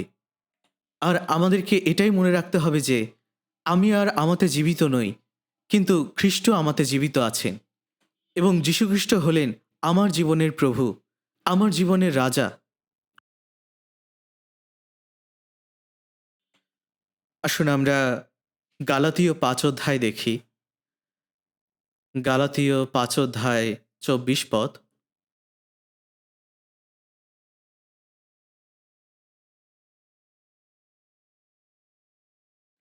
গালাতীয় ৫ অধ্যায় ২৪ পদ। আসুন আমরা একসাথে পড়ি। আর যাহারা খ্রিস্ট যিশুর, তাহারা মাংসকে তাহার মতি ও অভিলাষ শুদ্ধ ক্রুশে দিয়াছে। আর যারা খ্রিস্ট যিশুর বলতে যারা নতুন জন্ম পেয়েছে তাদের কথা এখানে বলা হয়েছে, তারা আসলে খ্রিস্ট যিশুর হয়েছে, অর্থাৎ আমরা খ্রিস্টের সম্পদ হয়েছি। তাই আমরা যারা খ্রিস্টিয়ান, এর অর্থ এটা আসলে কোনো হালকা কোনো শব্দ নয়। আমরা যেন এটাকে হালকাভাবে না নেই। হয়তোবা কোনো কর্মসংস্থানে কেউ একথা বলছে যে, জানেন মিস্টার পার্ক হলেন একজন খ্রিস্টিয়ান, তিনি একজন সত্যিকারের খ্রিস্টিয়ান, তিনি প্রত্যেক রবিবার চার্চে যান। কিন্তু আসলে এর অর্থ এটা নয় যে আসলে আপনি খ্রিস্টিয়ান। খ্রিস্টিয়ানের অর্থ হল যারা খ্রিস্টের, যাদের মধ্যে খ্রিস্ট রয়েছে, খ্রিস্ট বসবাস করছে, যাদের মধ্যে খ্রিস্টের আত্মা আছে, তারাই খ্রিস্টের। যারা নতুন জন্ম পেয়েছে, যারা পরিত্রাণ পেয়েছে, তাদের মধ্যে খ্রিস্ট বসবাস করছে। তাদের জীবনের প্রভু হলেন খ্রিস্ট, আর তারাই হলেন সত্যিকারের খ্রিস্টিয়ান। আর যারা নিজেদেরকে খ্রিস্টিয়ান বলছে কিন্তু যাদের জীবনে খ্রিস্ট নেই, তাদের জীবনে খ্রিস্ট বসবাস করছেন না, এবং তারা খ্রিস্টের নয়, এবং তারা আসলে সত্যিকারের খ্রিস্টিয়ান নন। আর এই কারণে বাইবেল আমাদেরকে বলছে যে তোমাদের বিশ্বাসকে পরীক্ষা করো যে তোমরা আসলেই খ্রিস্টের কিনা। তোমরা বাক্যের মধ্য দিয়ে নিজেদেরকে পরীক্ষা করো, কারণ আমরা বাক্যের মধ্য দিয়েই পরিত্রাণ লাভ করেছি। আর এই কারণে অবশ্যই আমাদেরকে বাক্যের মধ্য দিয়ে নিজেদেরকে পরীক্ষা করতে হবে। আমি কি সত্যি বাক্যে যা বলছে সেটা বিশ্বাস করছি? যদি যীশুখ্রিস্ট আমার মধ্যে না থাকেন, তাহলে আমি সত্যিকারের খ্রিস্টিয়ান নই। আমার বিশ্বাস আসলে ঈশ্বরের চোখে মিথ্যে। এই বিশ্বাসের আসলে কোনো অর্থ নেই। আপনি শুধুমাত্র এই নিয়মকানুন পালন করলেই খ্রিস্টান হতে পারবেন না, এবং আপনি শুধুমাত্র খ্রিস্টান হতে চাইছেন বিধায় আপনি খ্রিস্টান হবেন না। এটা আসলে কখনোই সম্ভব নয়। আর এই কারণেই অনেক অনেক নামধারী খ্রিস্টান রয়েছে, যারা হলেন মিথ্যা খ্রিস্টান। আর সত্যিকারের খ্রিস্টানদের সংখ্যা সত্যিই অনেক কম। আর তাই এখানে বলা হয়েছে যারা যীশু খ্রিস্টের, তারা মাংসকে তাহার মতি ও অভিলাষ শুদ্ধ ক্রুশে দিয়েছে। আমাদের প্রত্যেকের জীবনেই আমাদের মাংসের মধ্যে আমাদের জীবনের অভিলাষ রয়েছে, কামনা বাসনা রয়েছে, কিন্তু আমরা সেই সমস্ত কিছুকে ক্রুশবিদ্ধ করেছি যখন আমরা খ্রিস্টের সাথে ক্রুশারোপিত হয়েছিলাম। কিন্তু কখনো কখনো আমাদের মধ্য থেকে আমাদের শরীরের মাংসিক অভিলাষগুলো জেগে ওঠে, আর তখন আমরা হয়তো বলি যে দাঁড়াও, তুমি তো মৃত, কেন তুমি আবার জেগে ওঠার চেষ্টা করছো এবং জীবিত হওয়ার চেষ্টা করছো? তুমি তো মৃত্যুবরণ করেছ। তাই এই বিষয়টি আমাদেরকে অবশ্যই সবসময় স্মরণ রাখতে হবে। লুক 9 অধ্যায় 23 পদে যীশুখ্রিস্ট বলেছিলেন, কেহ যদি আমার পশ্চাৎ আসিতে ইচ্ছা করে, তবে সে আপনাকে অস্বীকার করুক, প্রতিদিন আপন ক্রুশ তুলিয়া নোক এবং আমার পশ্চাৎগামী হোক। অর্থাৎ পরিত্রাণ পাওয়ার পরে আমাদের জীবন হল খ্রিস্টকে অনুসরণ করা। তিনি যেখানে যাবেন আমিও সেখানে যাব, তিনি যেখানে থেমে যাবেন আমিও সেখানে থেমে যাব। এখানে তিনি বলছেন, কেহ যদি আমার পশ্চাৎ আসিতে ইচ্ছা করে, সে আপনাকে অস্বীকার করুক। এর অর্থ আসলে কি? এর অর্থ হল আমার সমস্ত ইচ্ছা, পরিকল্পনা, আমার সমস্ত কামনা বাসনা, এই সমস্ত কিছু মরে গিয়েছে। কারণ এই কারণেই যীশুখ্রিস্ট আমার জন্য মৃত্যুবরণ করেছিলেন।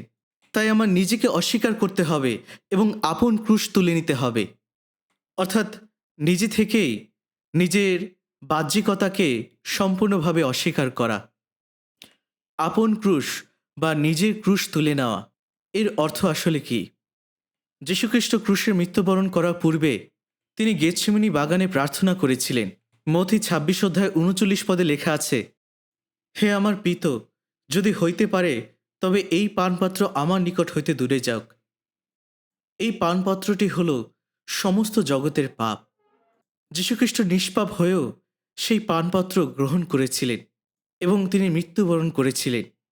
যদি সেই পানপাত্রটি তিনি পান না করতেন, তাহলে সেই পানপাত্রটি আমাদের কাছে চলে আসত, আর আমাদের প্রত্যেকের আমাদের পাপের জন্য নরকে যেতে হতো। এবং যীশুখ্রিস্টের একই রকম আমাদের মতো দেহ ছিল, এবং আমাদের মতো একই রকম তার ব্যথা এবং বেদনা ছিল। রোমীয় সৈনিকেরা তাকে মেরেছিল, তাকে অভিশাপ দিয়েছিল, তাকে লজ্জিত করেছিল, তার মুখে থুথু দেওয়া হয়েছিল, এবং তিনি যখন ক্ষুধার্ত ছিলেন, তৃষ্ণার্ত ছিলেন, তখনও তিনি খাবার পাননি। আর এই কারণে যীশুখ্রিস্ট কেঁদেছিলেন, যেন তিনি এই দুঃখ থেকে উত্তীর্ণ হতে পারেন, কারণ আমাদের মতো একই মাংসিক দেহ তার ছিল। এটা হয়তোবা ভিন্ন একটি ঘটনা হতে পারত যদি তিনি না জানতেন যে তিনি মৃত্যুবরণ করবেন। কিন্তু যীশুখ্রিস্ট তিনি ঈশ্বর, তাই তিনি আসলে জানতেন যে তার জন্য কি ঘটনা ঘটতে চলছে, তার জন্য কত বড় দুঃখ এবং কষ্ট অপেক্ষা করছে। আর এই কারণে তিনি পিতার কাছে প্রার্থনা করেছিলেন যে, পিতা, যদি সম্ভব হয় এই দুঃখের পেয়ালা আমার কাছ থেকে দূর করো।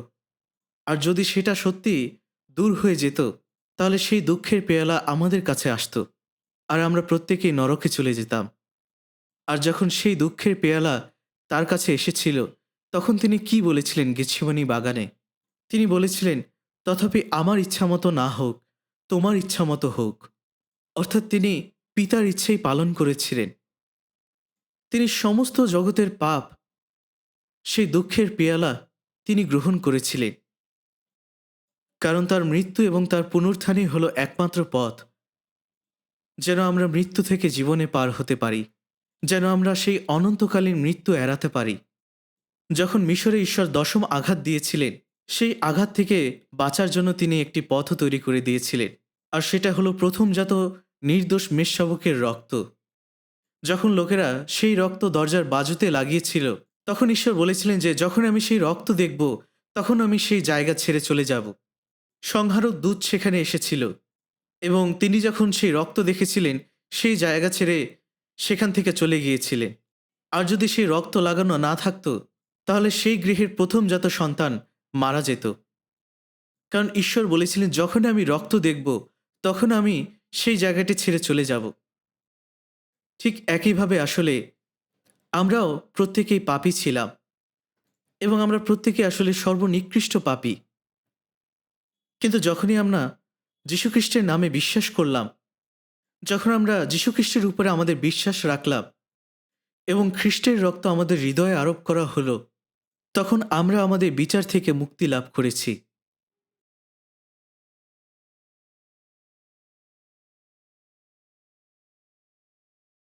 আর তাই নিজেকে অস্বীকার করার অর্থ হলো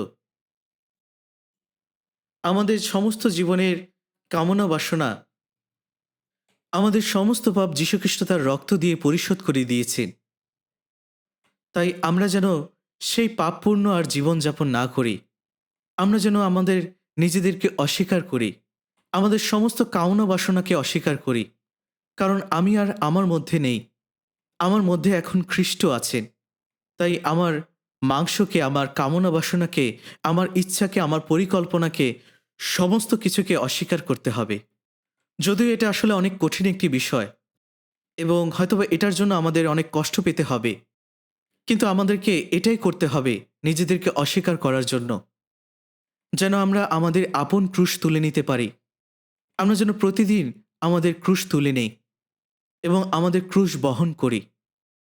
বিষয়টি এমন যে শিক্ষক তিনি পাহাড়ের চূড়ায় ওঠার চেষ্টা করছেন অনেক অনেক বোঝা কাঁধে নিয়ে, আর তার ছাত্রেরা কোনো ধরনের বোঝা কাঁধে না নিয়েই সে পড়ে যাচ্ছে।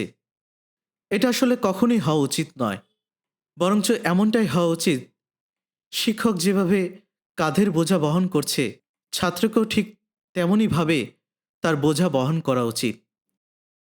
তাহলে আমার কি উচিত হবে যে একটি স্বাচ্ছন্দ্যময় জীবন যাপন করা, যেখানে খ্রিস্ট আমার জন্য মরেছিলেন। তিনি প্রতিটি পদে তার রক্ত, ঘাম এবং তার চোখের জল ঝরিয়েছিলেন। আর ঠিক তেমনইভাবে প্রেরিতেরাও তাদের জীবন দিয়েছিলেন। আর ঠিক আমারও একইভাবে জীবনযাপন করা উচিত।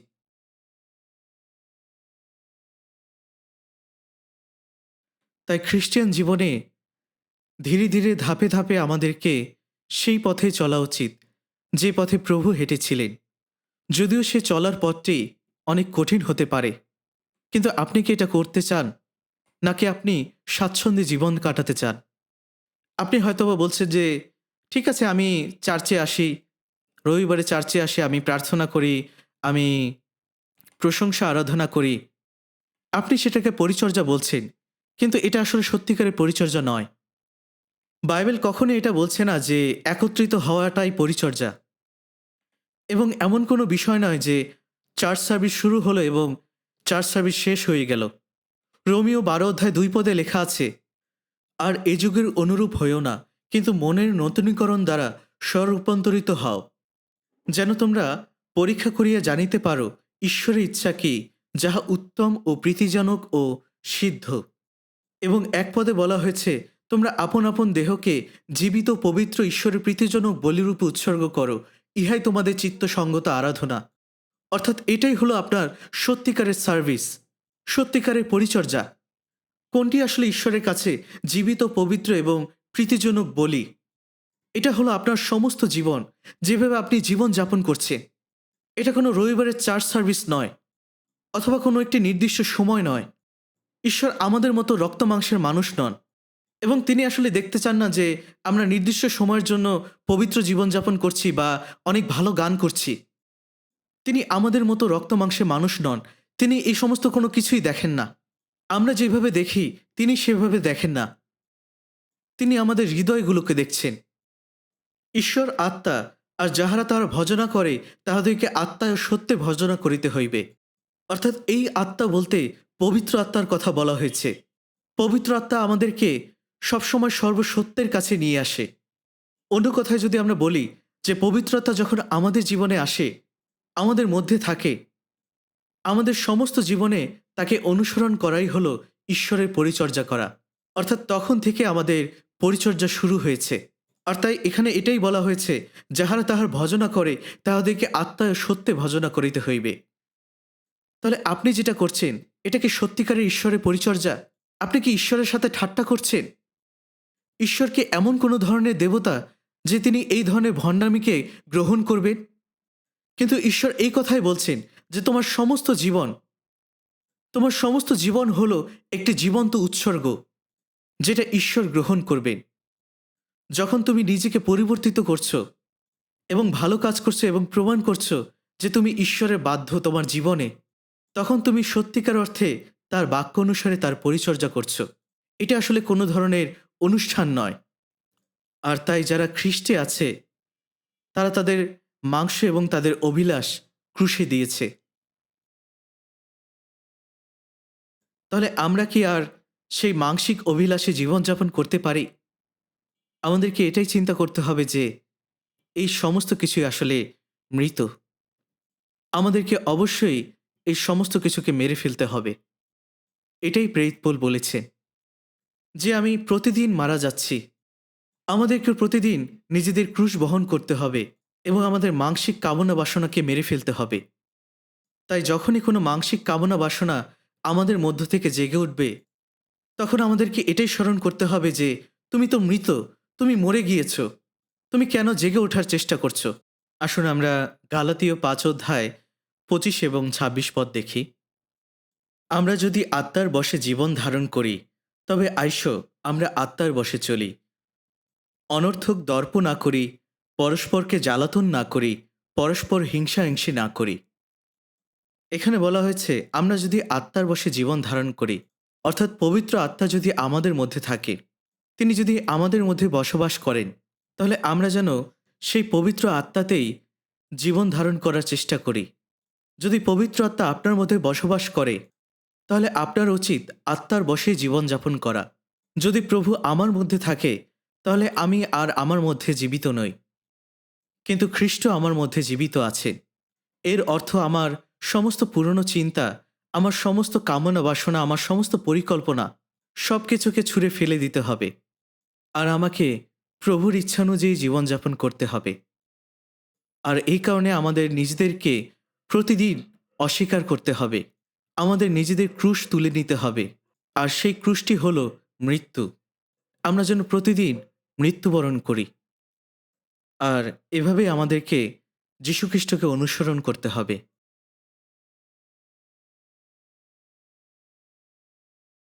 প্রেরিত পৌল তার ক্রুশ তুলে নিয়েছিলেন, যীশুখ্রিস্ট তার আপন ক্রুশ তুলে নিয়েছিলেন। প্রেরিত পিতর তার আপন ক্রুশ তুলে নিয়েছিলেন এবং তাকে উল্টো করে ক্রুশে দেওয়া হয়েছিল। থোমাকে পিটিয়ে মেরে ফেলা হয়েছিল। অনেক প্রেরিতদেরকে পাথর মেরে হত্যা করা হয়েছিল। অর্থাৎ কোনো কেউই তাদের খ্রিস্টিয়ান জীবনে কোনো স্বাচ্ছন্দ্য জীবনযাপন করেনি। আর আমাদেরকেও একইভাবে অনুসরণ করতে হবে। আপনি কি আশা করছেন যে আপনার জীবনটি অনেক সহজ হবে, অনেক বেশি স্বাচ্ছন্দ্যে পরিপূর্ণ হবে? রোমিও ৮ অধ্যায় ১৭ পদে বলা হয়েছে, আর যখন সন্তান তখন দায়াত, ঈশ্বরের দায়াত ও খ্রিস্টের সহদায়াত। যদি বাস্তবিক আমরা তাহার সহিত দুঃখভোগ করি, যেন তাহার সহিত প্রতাপান্বিত হই। আমরা এখন ঈশ্বরের সন্তান হয়েছি এবং যদি আমরা তার সন্তান হয়ে থাকি তাহলে আমরা তার সমস্ত কিছুর অংশীদার। ঈশ্বরের যে অনুগ্রহ এবং তার যা কিছু রয়েছে সেই সমস্ত কিছুর অংশীদার আমরা, কারণ আমরাও একইভাবে খ্রিস্টের সাথে প্রতাপান্বিত হব। আমরা তার সাথে গৌরবান্বিত হব। আর আমরা যদি সেই গৌরব পেতে চাই তাহলে অবশ্যই আমাদেরকে তার মতো করেই দুঃখ ভোগ করতে হবে।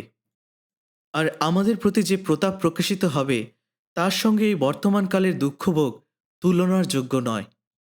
আমরা যীশুখ্রিস্টকে অনুসরণ করার মধ্য দিয়ে যে দুঃখ কষ্টের মধ্য দিয়ে যাব এবং এরপরে যে গৌরব প্রকাশিত হবে সেই গৌরবের সাথে এই বর্তমান সময়ের দুঃখভোগ তুলনার যোগ্য নয়।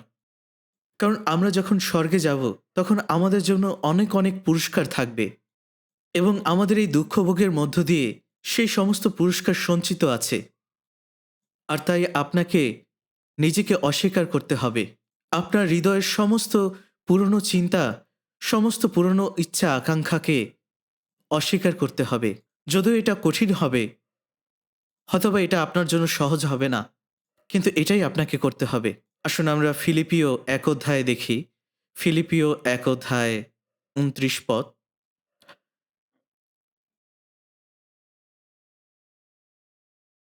ফিলিপিও ১ অধ্যায় ২৯ পদ। আসুন আমরা একসাথে পড়ি। যেহেতু তোমাদিওকে খ্রিস্টের নিমিত্ত এই বর দেওয়া হইয়াছে যেন কেবল তাহাতে বিশ্বাস করো তাহা নয়, কিন্তু তাহার নিমিত্ত দুঃখ ভোগও করো। তো এখানে এই বিষয়টি বলা হয়েছে যে যেহেতু তোমাদেরকে খ্রিস্টের জন্য এই বর দেওয়া হয়েছে, খ্রিস্টের জন্য আমাদেরকে অনুগ্রহ দেওয়া হয়েছে, এটা আমাদের জন্য নয়। যিশায়া ৪৩ অধ্যায় ২৫ পদে বলা হয়েছে, আমি আমি আমার নিজের অনুরোধে তোমার অধর্ম সকল মার্জনা করি, তোমার পাপ সকল মনে রাখিব না। আসলে এটা মূল কারণ নয় যে তিনি আমাদের সমস্ত পাপের ক্ষমা করেছিলেন কারণ তিনি আমাদের প্রতি করুণা করেছিলেন। আসলে এটাই মূল কারণ ছিল যে তিনি তার গৌরবের জন্যই আমাদের পাপ ক্ষমা করেছিলেন। কারণ একজন সৃষ্টিকর্তা হিসেবে যদি তার সমস্ত সৃষ্টি নরকে চলে যায় তাহলে কার সবথেকে বেশি দুঃখ ভোগ হবে? সৃষ্টিকর্তা ঈশ্বর তিনি নিজেই কষ্ট পাবেন। যদি আপনার অনেক সন্তান থেকে থাকে আর সকল সন্তান যদি মারা যায় অথবা তারা যদি জীবনে পতিত হয়ে যায় তাহলে অভিভাবক হিসাবে আপনার কি গৌরব থাকবে?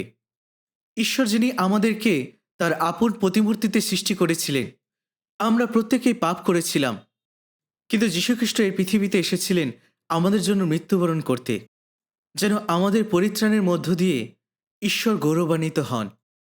তাই আমাদের পরিত্রাণের মূল কারণ হল ঈশ্বরের গৌরব। যখন আমরা খ্রিস্টিয়ান জীবন যাপন করছি তখন তিনি আমাদেরকে তার গৌরবের জন্য পরিচালনা দিচ্ছেন। গীতসংহিতা ২৩ অধ্যায় ৩ পদে লেখা আছে, তিনি আমার প্রাণ ফিরিয়ে আনেন, তিনি নিজ নামের জন্য আমাকে ধর্মপথে গমন করান। এবং ফিলিপিও ১ অধ্যায় ২৯ পদে বলা হয়েছে, খ্রিস্টের জন্যই আমাদেরকে এই বর দেওয়া হয়েছে। তাই প্রথমত যে কারণে আমাদেরকে পরিত্রাণ দেওয়া হয়েছে যেন ঈশ্বরের গৌরব হয়, অর্থাৎ ঈশ্বরের গৌরবের জন্যই আমরা পরিত্রাণ পেয়েছি। এবং দ্বিতীয়ত আমাদের জন্য, এবং শুধুমাত্র বিশ্বাস নয়, যখন আমরা তাকে বিশ্বাস করেছি তিনি আমাদেরকে তার অনুগ্রহ দিয়েছেন এবং ঈশ্বরের অনুগ্রহের মধ্য দিয়ে আমরা পরিত্রাণ পেয়েছি, আর সেই সাথে তিনি আমাদেরকে তার গৌরব দিয়েছেন।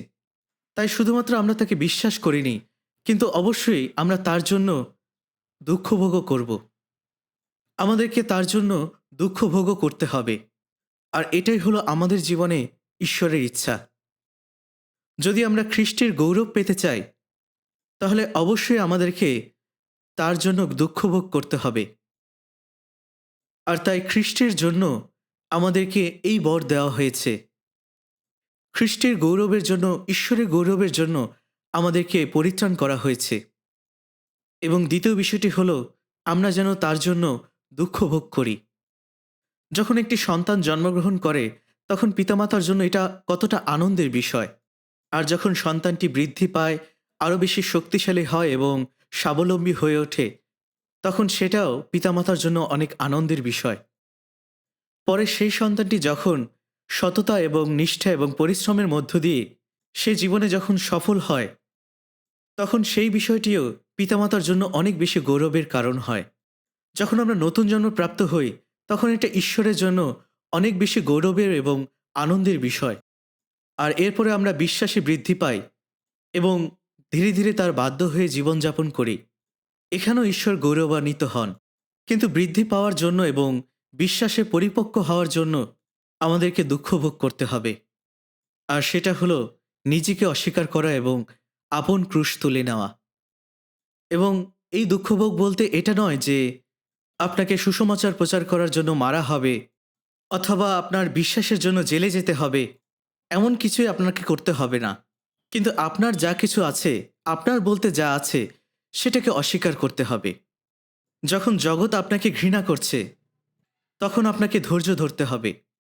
ধন্য তোমরা, যখন লোকে আমার জন্য তোমাদিওকে নিন্দা ও তাড়না করে এবং মিথ্যা করিয়া তোমাদের বিরুদ্ধে সর্বপ্রকার মন্দ কথা বলে, আনন্দ করিও, উল্লসিত হইও, কেননা স্বর্গে তোমাদের প্রচুর পুরস্কার রয়েছে। কারণ তোমাদের পূর্বে যে ভাববাদীগণ ছিলেন, তাহাদিওকে তাহারা সেই মতো তাড়না করিত। তাই একই বিষয় আমাদের খ্রিস্টান জীবনেও ঘটবে। তাই আমাদেরকে অবশ্যই দুঃখ ভোগ করতে হবে। আর এই দুঃখ ভোগ জগতের দুঃখ ভোগ নয়, কিন্তু তা ঈশ্বরের ইচ্ছায় হবে। আর তাই আমাদেরকে খ্রিস্টের জন্য দুঃখ ভোগ করতে হবে। কলসীয় ৩ অধ্যায় ১ পদ, কলসীয় ৩ অধ্যায় ১ পদ, আসুন আমরা একসাথে পড়ি। অতএব তোমরা যখন খ্রিস্টের সহিত উত্থাপিত হইয়াছ, তখন সেই ঊর্ধ্বস্থানের বিষয় চেষ্টা করো, যেখানে খ্রিস্ট আছেন, ঈশ্বরের দক্ষিণে বসিয়া আছেন। ঊর্ধ্বস্থ বিষয় ভাবো, পৃথিবীস্থ বিষয় ভাবিও না। আমরা খ্রিস্টের সাথে ক্রুশরূপিত হয়েছি, আমরা কবরপ্রাপ্ত হয়েছি এবং আমাদের পাপের ক্ষমা করে দেওয়া হয়েছে, এবং সেই সাথে আমরা খ্রিস্টের সাথে পুনরুত্থিত হয়েছি। যদি আমরা সেই নতুন জীবনকে গ্রহণ করে থাকি, যদি আমরা খ্রিস্টের সাথে পুনরুত্থিত হয়ে থাকি, তাহলে যারা আমরা খ্রিস্টের সাথে পুনরুত্থিত হয়েছি, আমাদের মৃত্যুর সাথে সাথে আমাদের পাপের সমস্যার সমাধান হয়েছে। তাই খ্রিস্টের মৃত্যু, তার ক্রুশারোপণ এবং তার পুনরুত্থানের মধ্য দিয়ে আমরা খ্রিস্টের সাথে পুনরুত্থিত হয়েছি। আর যদি আমরা খ্রিস্টের সাথে উত্থাপিত হয়ে থাকি, তাহলে আমাদেরকে ঊর্ধ্বস্থানের বিষয় চেষ্টা করা দরকার।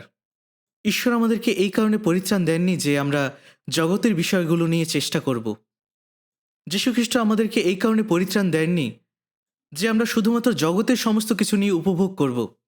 তিনি আমাদেরকে এই কারণে পরিত্রাণ করেছিলেন যেন তিনি আমাদেরকে স্বর্গীয় জিনিসগুলো দিতে পারেন। তাই আমাদেরকে ঊর্ধ্বস্থানের বিষয়গুলো নিয়েই চেষ্টা করতে হবে। আর এই বিষয়টি তিনি আমাদেরকে আজ্ঞা করেছেন। আর যখন আমরা ঊর্ধ্বস্থানের বিষয়গুলো নিয়ে চেষ্টা করি, তখন আমাদের হৃদয়ে প্রভুর প্রতি আনন্দ এবং কৃতজ্ঞতায় ভরে যায়। আর যখন আমরা জগতের বিষয়গুলো নিয়ে চেষ্টা করি, তখন আসলে এই দেহে আমাদের সত্যিকারের আনন্দ থাকে না। আর তাই সত্যিকারের আনন্দের জন্য তিনি আমাদেরকে বলছেন যে আমরা যেন ঊর্ধ্বস্থানের বিষয় চেষ্টা করি। তাই এমন একটি গান আছে যে আমি প্রতিদিন উপরে উঠে যাচ্ছি, আমি দিনের পর দিন নতুন একটি উচ্চতায় চলে যাচ্ছি, এবং আমরা সেখানে চলে যাব ঠিক যেমনটা ঈগল পাখি পাখা মেলে আকাশের দিকে চলে যায়। তাই আমাদেরকে অবশ্যই ঊর্ধ্বস্থানের বিষয় চেষ্টা করতে হবে। কারণ যখন আমরা ঊর্ধ্বস্থানে তাকাই, তখন আমরা খ্রিস্টকে দেখতে পাই যে তিনি পিতার দক্ষিণ পাশে বসে আছেন। তাই আসুন আমরা আমাদের চোখগুলোকে খ্রিস্টের দিকে স্থির রাখি এবং তার পথে চলার চেষ্টা করি। আমি আসলে আজকে ছোট করেই সারমন দিতে চাচ্ছি। আমি নিশ্চিত নই যে আমি শেষ পর্যন্ত সেটা ধরে রাখতে পারবো কিনা। আসুন আমরা যিশয় পুস্তক দেখি। যিশয় ২৬ অধ্যায় ৩ পদ। যিশয় ২৬ অধ্যায় ৩ পদ।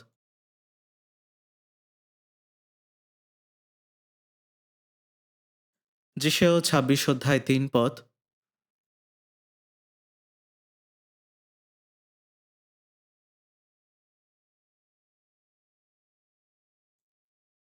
২৬ অধ্যায় ৩ পদ। আসুন আমরা একসাথে পড়ি। যাহার মন তোমাতে সুস্থির, তুমি তাহাকে শান্তিতেই রাখিবে, কেননা তোমাতেই তাহার নির্ভরতা। যখন আমি এই পদটি পড়ি এবং এই পদ নিয়ে আমি আসলে প্রতিনিয়ত ধ্যান করি, এখানে বলা হয়েছে, যার মন তোমার উপর স্থির আছে, তাকে তুমি পূর্ণ শান্তিতে রাখবে। এর অর্থ আসলে কি? খ্রিস্টের উপর আপনার মন সুস্থির রাখার অর্থ আসলে কি? যাদের চোখ খ্রিস্টের দিকে রয়েছে, যাদের মন খ্রিস্টের প্রতি রয়েছে, যাদের হৃদয় খ্রিস্টকে নিয়ে সবসময় চিন্তা করছে, দিন এবং রাত প্রত্যেকটি সময়, প্রত্যেকটি কাজে, এবং শুধুমাত্র তাকে সন্তুষ্ট করার জন্য নয়, এবং শুধুমাত্র তার প্রতি নির্ভরশীল নয়, কিন্তু তার গৌরবের জন্য বেঁচে থাকা, শুধুমাত্র তার গৌরবের জন্য। যারা এই দৃঢ়ভাবে তার গৌরবের জন্য এবং তার ইচ্ছায় জীবনযাপন করছে, সেটাই হলো খ্রিস্টের প্রতি আপনার মন সুস্থির রাখা। অর্থাৎ আপনার চোখ আর অন্য কোথাও যাবে না, কিন্তু খ্রিস্টের প্রতি আপনার চোখ স্থির থাকবে। আর ঈশ্বর এই প্রতিজ্ঞা করেছেন যে যাদের মন তার প্রতি স্থির আছে, তাদেরকে তিনি পূর্ণ শান্তি দিবেন।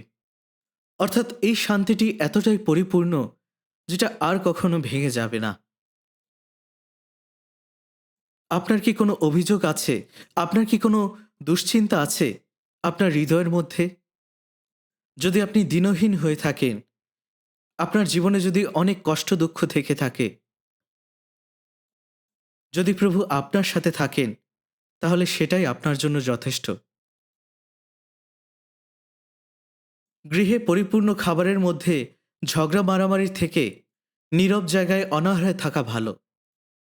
অনেকে আছে যারা অনেক বেশি খাওয়া দাওয়া করে, কিন্তু এরপরে তারা যেটা করে তা হলো ঝগড়া এবং মারামারি। আর এই কারণে সেই গৃহে সবসময় অশান্তি থাকে। আপনার বাহ্যিকভাবে হয়তোবা অনেক কিছু থাকতে পারে, কিন্তু আপনার মধ্যে যদি ঘৃণা এবং অশান্তি থাকে, তাহলে এর কোনো অর্থ নেই। যদি আপনার খাবার থেকে থাকে এবং আপনার প্রয়োজনীয় পোশাক থেকে থাকে, সেটাই আপনার প্রয়োজনীয়।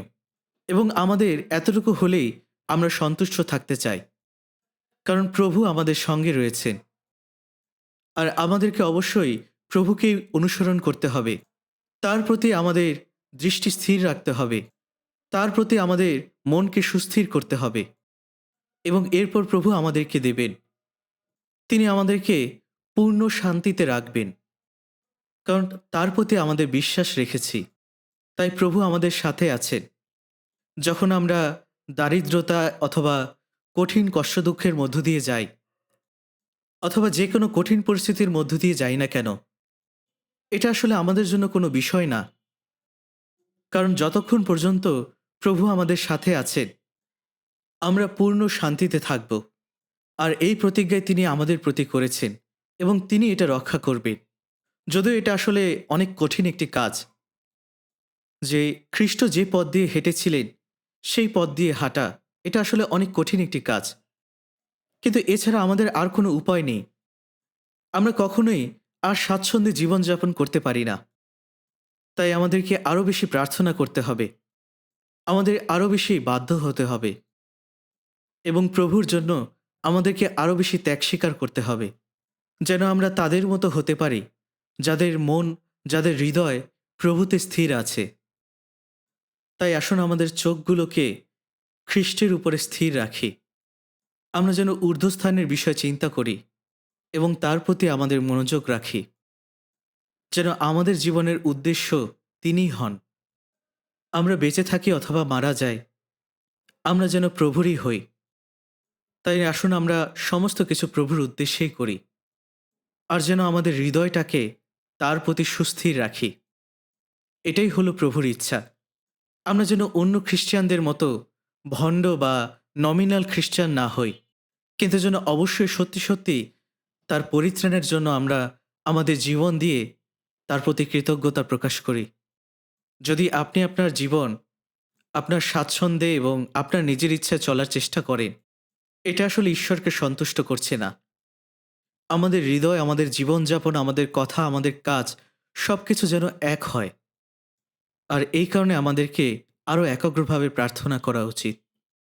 আমি দেখেছি যে অনেকে প্রার্থনা করে যে তারা প্রার্থনায় অনেক কথা বলে এবং তারা প্রতিনিয়ত প্রার্থনা করতে থাকে। আবার অনেককে দেখেছি তারা আসলে ঠিকভাবে জানেই না যে কিভাবে প্রার্থনা করতে হয়। তারা শুধুমাত্র প্রভু, প্রভু, পিতা এটাই বলে তাদের প্রার্থনা শেষ করে ফেলে। কিন্তু আপনি জানেন যে ঈশ্বর আপনার হৃদয় জানে। তিনি জানেন যে আপনার কি প্রয়োজন। একটি ছোট শিশু সে শুধুমাত্র বাবা অথবা মাকে ডাকতে পারে। কিন্তু তার মা ঠিকই জানে যে তার বাচ্চার কি প্রয়োজন। ঈশ্বর তিনি আমাদের হৃদয়গুলোকে জানেন। ঈশ্বর জানেন যে আপনি কি বলতে চাচ্ছেন। আপনি যে প্রার্থনা করছেন সেটা যদি আপনার হৃদয়ের প্রার্থনা না হয়, ঈশ্বর কি সেটা জানতে পারবেন না? এবং সেই সাথে অবশ্যই প্রার্থনায় যেন আমরা তাকে প্রশংসা দেই, তার গৌরব করি, ধন্যবাদ দেই। গীতসংহিতা ৩৩ অধ্যায় ১ পদে বলা হয়েছে, ধার্মিকগণ সদাপ্রভুতে আনন্দ ধ্বনি করো, প্রশংসা করা সরল লোকদের উপযুক্ত। আমরা যেন প্রভুর প্রশংসা করি, তার ধন্যবাদ করি। এবং এমন অনেক সুন্দর সুন্দর গান রয়েছে যে গানগুলোতে ঈশ্বরের প্রশংসা করা হয়েছে। তাই এর জন্য আমরা আমাদের হৃদয় দিয়ে ঈশ্বরের প্রশংসা করতে চাই, শুধুমাত্র আমাদের ঠোঁট দিয়ে নয়। কারণ আমরা তোতা পাখি নই। এরকম অনেক প্রাণী রয়েছে যারা মানুষের মতো মানুষের কণ্ঠে কথা বলতে পারে।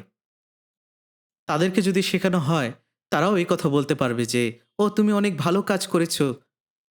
কিন্তু আমি জানি যে সে যে কথাগুলো বলছে সেটা সে বুঝে বলছে না। সে শুধুমাত্র শব্দগুলোকে নকল করছে। তাই আমরা যেন অবশ্যই সেই টিয়া পাখির মতো না হই। কারণ এটা কখনোই ঈশ্বরকে সন্তুষ্ট করবে না। ঈশ্বর তখন বলবে, তুমি এগুলো কি বলছো? তুমি কি আসলেই জানো যে তুমি কি বলছো? তখন আপনি হয়তোবা বলবেন যে, আমি আসলে জানি না যে আমি কি বলছি। তাই আসুন আমরা যেন শুধুমাত্র নামে খ্রিস্টিয়ান না হই, কিন্তু সত্যে হই। কারণ খ্রিস্ট আমাদের মধ্যে আছেন। এবং আসুন আমরা ধীরে ধীরে সেই ঊর্ধ্বস্থানের দিকে তাকাই এবং সেই পথে চলার চেষ্টা করি। কারণ তার ফিরে আসার সময় খুব বেশি দূরে নয়। তাই যে জীবন আমি যাপন করছি সেটা আমি নই, কিন্তু খ্রিস্টে আমার মধ্যে জীবিত আছেন। আপনি কি গালাতীয় ২ অধ্যায় ২০ পদটি মুখস্থ করেছেন? যদি আপনি না করে থাকেন তাহলে আজকে খাবার খাবেন না। আজকে খাবার খাওয়ার পূর্বে এই পদটি দয়া করে মুখস্থ করুন এবং প্রতিনিয়ত বাক্য পড়ুন। যেন খ্রিস্টিয়ান হিসেবে আমরা যেন সত্যিকারের খ্রিস্টিয়ান হতে পারি। যে খ্রিস্টিয়ান ঈশ্বরের কাছে, প্রভুর কাছে গ্রহণযোগ্য, প্রভুর কাছে প্রীতিজনক। এবং আমরা যেন প্রত্যেকেই ঈশ্বরের সন্তান হিসেবে গ্রহণযোগ্য হই। কারণ ঈশ্বর আমাদের সাথে আছেন। আসুন আমরা প্রার্থনা করি। আমাদের স্বর্গীয় প্রেমময় পিতা, যখন আমরা তোমাকে জানতাম না, তখন তুমি আমাদের প্রতি তোমার করুণা দেখিয়েছিলে। আর যখন আমরা পাপের মধ্যে ছিলাম, তখন প্রভু যীশু খ্রিস্টের রক্তের মধ্য দিয়ে আমাদের সমস্ত পাপ অনন্তকালের জন্য ধৌত করে দিয়েছ। পিতা, সত্যি তোমাকে ধন্যবাদ দিই তোমার এই মহৎ অনুগ্রহের জন্য। পিতা, আমাদের হৃদয়গুলো, আমাদের দেহগুলো এবং আমাদের আত্মাগুলোকে তুমি কিনে নিয়েছ, তাই আমরা তোমার। পিতা, আমাদেরকে সাহায্য করো যেন আমরা আমাদের বাকি জীবনটা তোমার যোগ্য সন্তান রূপে বেঁচে থাকতে পারি, তোমার ইচ্ছা অনুযায়ী চলতে পারি এবং তোমাকে গৌরবান্বিত করতে পারি। তোমার বাক্য এবং পবিত্র আত্মার মধ্য দিয়ে প্রতিদিন আমাদেরকে নতুনীকরণ করো এবং আমাদেরকে সাহায্য করো যেন আমরা এই পাপপূর্ণ পৃথিবীতে শুধুমাত্র তোমাকেই অনুসরণ করতে পারি এবং তোমাকে গৌরবান্বিত করতে পারি। এই সমস্ত প্রার্থনা প্রভু যীশু খ্রিস্টের নামে চাই। আমিন।